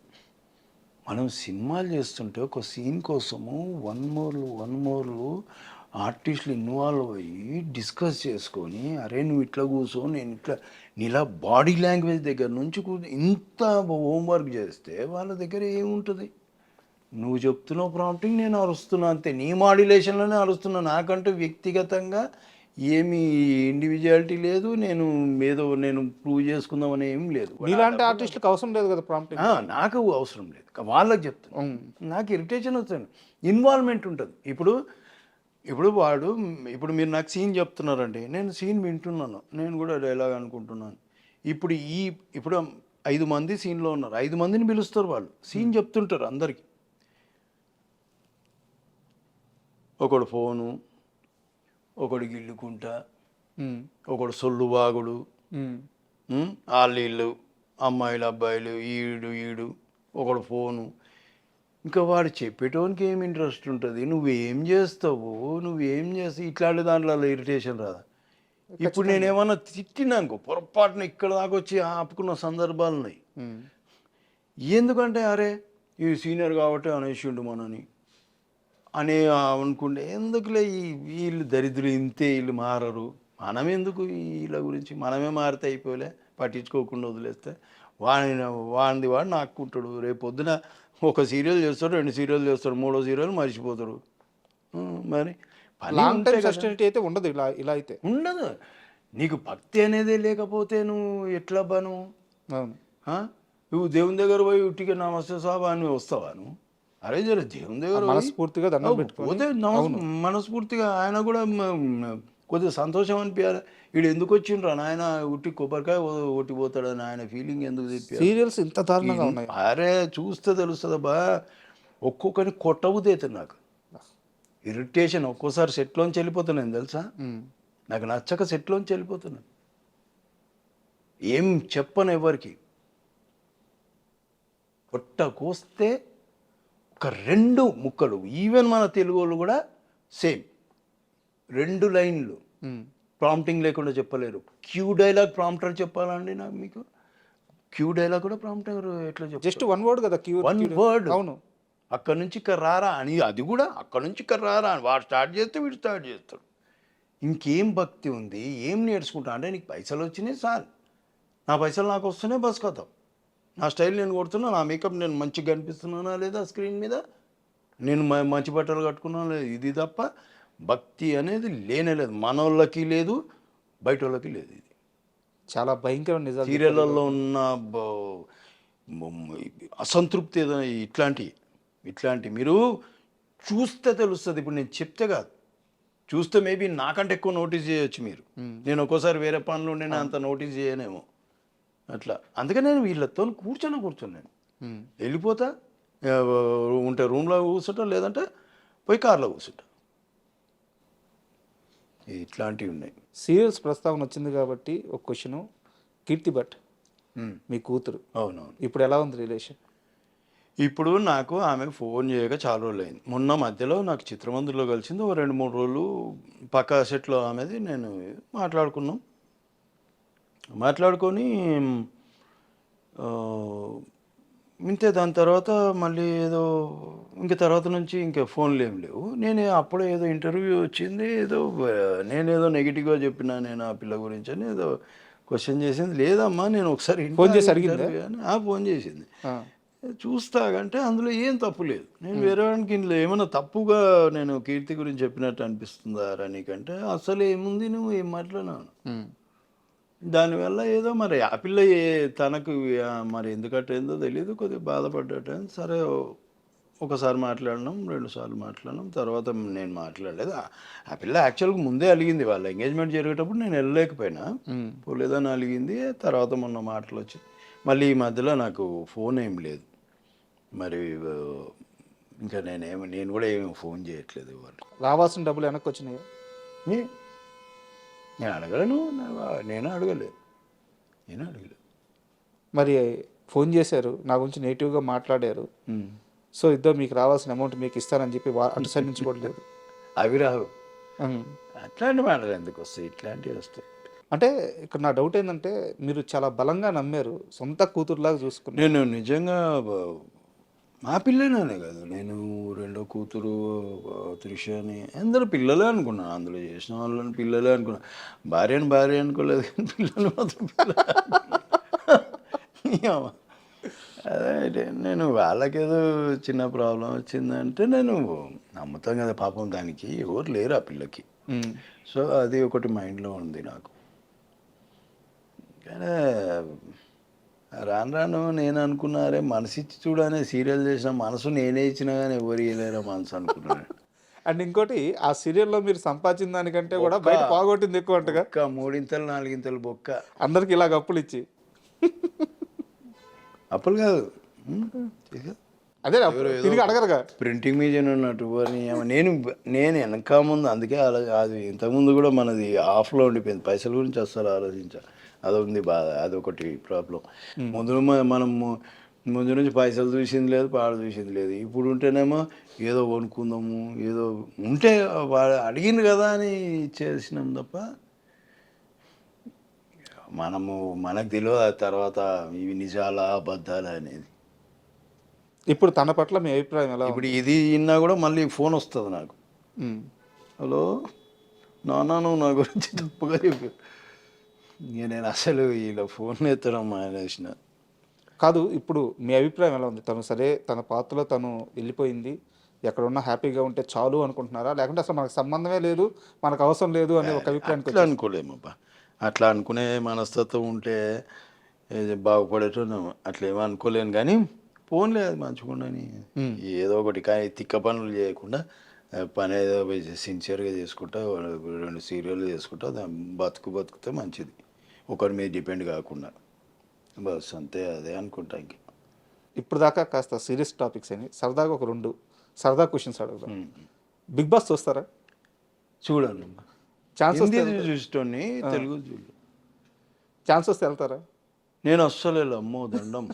బిగ్ బాస్ అనే దానికి అసలు దరిదాపులో కూడా ఏంటి అంటే ప్రాబ్లం ఏంటి? అన్న నేను పోతే 1-2 రోజులలో బయటకు వచ్చేస్తా. ఎందుకంటే ఆడ ఊగే అట్లా ఇంత బుర్ర పెట్టలేను. నేను తెలివితేటలు అంతా ఉపయోగించలేను. ఇట్లా ఉండాలి, అట్లా ఉండాలి, నాకు ఎట్లుంటే అట్లా ఉంటా. ఎట్లా మాట్లాడాలనిపిస్తే అట్లా మాట్లాడతా. ఏదో ఇప్పుడు మీతోనే ఏదో అప్పుడప్పుడు మంచిగా మాట్లాడుతున్నా కానీ నాకు వచ్చేది నా భాష అలాగూ. నేను మాట్లాడేది తెలంగాణ. ఇట్లా నేను వాళ్ళతో ఇమ్మడలేనబ్బా. వాళ్ళు అంటే నాకు వాళ్ళు ఎట్లా కనిపిస్తారు అంటే అక్కడ కనిపిస్తుంటారు దేవతలు, దేవుళ్ళ లెక్క కనిపిస్తుంటారు నాకు వాళ్ళు. అంటే అంత పాషు మనం అనుకుంటా కానీ వాళ్ళని చూసినాక మనం చాలా పాష్ అనిపిస్తుంది. వాళ్ళ లోపల చూసినాక కొందరిని చూసినాక మనం చాలా పాష్రా అనిపిస్తుంది. ఫస్ట్ టైం అట్లా అనిపిస్తుండే. ఇప్పుడు బిగ్ బాస్కి అయితే వెళ్ళరు. Bigg Boss. And second question sir, cricket ఇండస్ట్రీలో క్రికెట్ అంటే బాగా పడి చచ్చిపోయే వాళ్ళు చాలామంది ఉంటారు. అందులో శేఖర్ టాప్లో ఉంటాడని చెప్పి అంటే మేము టీవీ 4 బ్యాచ్లు తయారు చేసిండ్రు. గ్రీన్, ఎల్లో, బ్లూ, ఆరెంజ్ అని. ఓ 40 మంది 45 మంది ఓవరాల్ 50 మంది అప్పుడప్పుడు ఆడేటోళ్ళు. గ్రౌండ్ బుక్ చేసుకొని ఒక 4 టీంల మధ్యలో ఈ టీం ఫైనల్కి వచ్చింది, ఫైనల్ ఆడి అట్లాంటి పెట్టిండ్లే చేసిండ్రు. ఇప్పుడు ఆ జోష్ తగ్గింది. ఇప్పుడు మేము కూడా పోతలేము, అప్పుడు బాగా పరిగెత్తేటోళ్ళం, అప్పుడు మంచి ఎక్సర్సైజ్ ఉంటుంది, ఇప్పుడు మరి తగ్గిపోయింది. అండ్ తెల్లవారుజామున 3 గంటల దాకా 4 గంటల దాకా తారక్, రాజమౌళి, మీరందరూ క్రికెట్ ఆడేవాళ్ళంట. అది అది ఎప్పుడు మేము ఎప్పుడన్నా 3-4 అవుతుంది, మేము ఇంటికి వచ్చేసరికి 6. ఉమ్, మళ్ళీ ఇవి కూడా ఉంటాయి కదా మావి. అది పక్కా మేము స్టార్ట్ చేసేది 8 గంటలకు అబ్బా. ఒక మ్యాచ్ ఆడం మేము, ఉమ్. 2 మ్యాచ్లు ఆడతాం. నువ్వు గెలిచినావని నేను మళ్ళీ ఆడతావా అని. కెప్టెన్స్ ఎవరు? కెప్టెన్స్ ఎవరు? తారక్ ఇటు మా సైడు, ఆ, అటు సారు రాజమౌళి గారు. ఇద్దరి మధ్య ఎప్పుడన్నా వాదులు ఆడుకోవడం సరదాగా అయినా అది సరే? వాళ్ళు సరదాగా సీరియస్ అవుతాయి, సీరియస్గానా? సీరియస్గా ఉంటాయి మ్యాచ్. అయ్యే బాగా క్రికెట్ గేమే ఇంక అంతే. ఆడ తర్వాత ఇక ఎవరి ఇదేం లేదు ఆడ. ఆడ కంపల్సరీ అంతే. ఎన్టీఆర్ గారు బ్యాటింగ్ బాగా చేస్తారా, బౌలింగ్ బాగా చేస్తారు? బ్యాటింగ్ చేస్తారు, బ్యాటింగ్. ఓపెనింగ్ వెళ్తారు. ఇంకా రాజీవ్ వాళ్ళిద్దరు ఓపెనింగ్, లేదంటే నేను తారక్ వెళ్తాం ఒక్కోసారి ఓపెనింగ్. ఓకే. మళ్ళీ మన అలీగారి బ్రదరు ఆ పిల్లోడు, మేము మేము వెళ్తాం. మ్యాక్సిమం మేము ఆడితే ఓపెనింగ్ నేనే వెళ్తా, లేదా అంతే అట్లా ఉంటుంది కొద్ది. 2 మ్యాచ్లు అయితే ఇంకా ఆ మ్యాచ్లు అవ్వగానే రాలేము కదా, ఆ మధ్యలో డిన్నర్ బ్రేక్ ఒకటి. అవును. ఓకే, మళ్ళీ మ్యాచ్ కాగానే రాదు కదా, మళ్ళీ డిస్కషన్. నువ్వు ఆ క్యాచ్ కొట్టలేను, అట్లా సరిగ్గా ఊరుకోలేను, ఈ బ్యాట్ ఇట్లా కొట్టేది లే, ఈ డిస్కషన్ మళ్ళీ 1-2 గంటలు ఉంటుంది. మళ్ళీ ఈ లోపల తెల్లారుతుంది కథం. పక్కలో షూటింగ్ లేకపోతేనే పెడతారు కదా. ఓకే. అవి ప్లాన్ చేసుకొని పెడతారు. సాటర్డే పెట్టేస్తారు, సండే ఎట్లా ఉండవు కదా, అట్లా చేస్తారు. అండ్ ఫైనల్గా సార్, ఇన్నేళ్ళ ఈ జర్నీ తర్వాత నేను మారాల్సిన అంశాలు ఇవి నాకు తెలుస్తున్నాయి, మారలేకపోతున్నాను, త్వరలో మార్చుకుంటాను అనే అంశాలు ఏమన్నా మీకున్నాయా? మనకున్న బలహీనతలు ఏముంటాయి, సిగరెట్ అట్లాంటివి. ముందాగుతారా? అవి మందు మానేసిన. అది ఎన్ని సంవత్సరాలు అవుతుంది? నేను 18 ఇయర్స్ ముందు తాగేటోని, 18 ఇయర్స్ మానేసిన. మళ్ళీ మొన్న 6 ఇయర్స్ నుంచి తాగిన, మళ్ళీ మొన్న మానేసిన. వాళ్ళు సిగరెట్లు అయితే అది అనుకోవాలి. ఇంకా ఇది సోంబేరితనం ఉంది కదా, ఇది మా అయ్యి ఎట్లా మారదు. ఇక నేను ఒకటే అనుకున్నాం, ఎట్లున్నాం అట్లున్నాం రానైనా పోనీ బండి నడవని. సరే ఏంది ఇప్పుడు ఏడ మార్చుకుంటూ కూర్చోాలి మనం, సరే మారదాము, ఏడ మారాలి. నేను ఇప్పుడు మీకు సీరియల్లో చెప్పినప్పుడు నాకు మెంటల్ వస్తుంది అన్నా కదా, అది మార్చుకోలేరు. అది వస్తుంది, అది నేను మార్చుకోవాలి ఆడనే. ఇప్పుడు నా కోపం ఎందుకు వస్తుంది, ఈ కొడుకులనే అబ్జర్వ్ చేయకపోతే అయిపోయింది కదా. అవును. నేనే వీళ్ళు ఇంతే మారనని నేను ఫిక్స్ అయిపోయాను అనుకో, నేను మారినట్టే కదా. నేను మారితే నాకు కొద్దిగా ప్రశాంతత ఉంటుంది, ఆ కొడుకులు బాగానే ఉంటారు, నాకు ఇక్కడ మెంటల్ వస్తుంది కదా. అట్లా అదొకటి మార్చుకోవాలని చూస్తా. అవతలను మారేదానికంటే మనం మారితే బెటర్. సార్, ఇంతసేపు ఇంటర్వ్యూ చేశాను అంటే మీ వెల్ విషర్గా అడుగుతున్నాను, అండ్ మీ అభిమాని కూడా. నేను మీ యాక్టింగ్ అంటే చాలా ఇష్టం. ఈ ఇంటర్వ్యూ కూడా ఏరి కోరి శేఖర్ గారిని నేను ఇంటర్వ్యూ చేయాలి అని చెప్పి ఇంటర్వ్యూ కూడా నేను పెట్టించుకున్నాను. సో నేను కాస్త చనువు తీసుకొని మిమ్మల్ని ఒక మాట అడుగుతున్నాను. ఇకపై ఇలా కాకుండా ఇండస్ట్రీలో మీకు పరిచయం ఉన్న వాళ్ళ దగ్గరికి వెళ్ళి కొన్ని మంచి అవకాశాలు సంపాదించుకొని, అవసరమైతే వాళ్ళని అడిగి, మళ్ళీ శేఖర్ యాక్టివ్ అవుతాడు, అద్భుతమైన పాత్రలు మళ్ళీ చేస్తాడు, నేను ట్రై చేస్తాను. ఎందుకంటే మీ యాక్టింగ్ మిస్ అవుతున్నాం మేము. సో ఒక్క మాట ఏమైనా ఇవ్వగలరా? లేనుబా సరే, నేను ఇట్లా అట్లా ఉంది, అట్లనే ఉంటా అనేది ఫిక్స్ అయిపోయాను. ఇప్పుడు నాకు సీరియల్ వచ్చినా చేసుకుంటా, మేబీ డబ్బులు తక్కువ వస్తాయి. ఇక్కడ 6 గంటల దాకా పని చేస్తే, ఆడ 9 గంటల దాకా పని చేస్తే. ఇక్కడ సినిమాలలో ఏంటంటే మన పని మనం చేసుకుంటాం, వెళ్ళిపోతాం ఇదని. కానీ ఇక్కడ అట్లా లేదు, కొద్దిగా ఎక్కడో నాకు పొల్యూషన్ కనిపిస్తుంది ఇప్పుడు కొన్ని చోట్ల. సినిమాలలో అస్సలు అట్లాంటిది ఏం నాకు అనిపించింది. అందుకే అసలు కొన్ని దగ్గర కనిపించవచ్చు, కానీ నేనైనా సరే నేను వెళ్ళి వచ్చిన చిన్న వేషమైనా మేబీ ఎప్పటికో ఇప్పుడు ఛత్రపతి లాంటి క్యారెక్టర్ మళ్ళీ పడాలంటే అట్లాంటి ఫ్రెండ్ వేషం చేసే ఏజ్ నాది దాడేసిన సో అట్లాంటి అలా ఏం సార్ ఇంపార్టెంట్ రీసెంట్గా త్రిబుల్ లో కూడా మీది చాలా మంచి క్యారెక్టర్ అట్లాంటి హీరో ఇంపార్టెన్స్ పక్కనే ఉంటారు కదా. అట్లాంటిది ఏదైనా పడితే చేయాలి. సార్ నాకు ఒక కాల్ క్లియర్ చేయండి. శేఖర్ సినిమాలు చేయడానికి రెడీగానే ఉన్నాడు, సీరియల్స్ వల్ల ఏం బిజీ అయ్యి సినిమా అవకాశాలు వద్దు అనట్లేదు, మీరే నన్ను అప్రోచ్ అవ్వట్లేదు, ఇది కరెక్టా? నేను రెడీగానే ఉన్నా. నాకు నేనే చెప్పినా కదా, ఏ పని వచ్చినా చేయాలి, అది మన మన ధర్మం, అది మన ప్రొఫెషన్ కదా. నేను అది ఇదేనేమి ఇది లేదు. కాకపోతే సినిమాలలో ఏమైందంటే ఈ యాక్షన్ పరిగెత్తడాలు, ఈ రోప్ వర్క్లు ఇవి ఉంటాయి ఫైట్, సో అవి నేను ఫస్ట్ ఇవే అడుగుతున్నా. ఇవి ఉంటే కొద్దిగా ప్రాబ్లం, ఎందుకంటే నేను బ్యాక్ కొద్దిగా నేను ఒకసారి పడి ఫిల్మ్ సిటీలో కొద్దిగా ప్రాబ్లం వచ్చేసింది నాకు. సో అవి మళ్ళీ చేయలేను. ఒకవేళ నేను పరిగెడతా చేస్తా, కానీ 1 మోర్లు కాకుండా ఉంటాయి అవి కష్టం. అది అంటారు 1 మోర్లు కాకుండా ఉండవు. సో అట్లాంటి దానివల్ల కొద్దిగా నేను కూడా ఏదైనా మంచి క్యారెక్టర్ ఉంది ఒకటి ఇట్లాంటివి లేవంటే చేస్తా, అట్లాంటివి చేస్తున్నా. అది అడుగుతున్నా ముందు. అట్లా కొన్ని వస్తాయి, కొన్ని పోతాయి.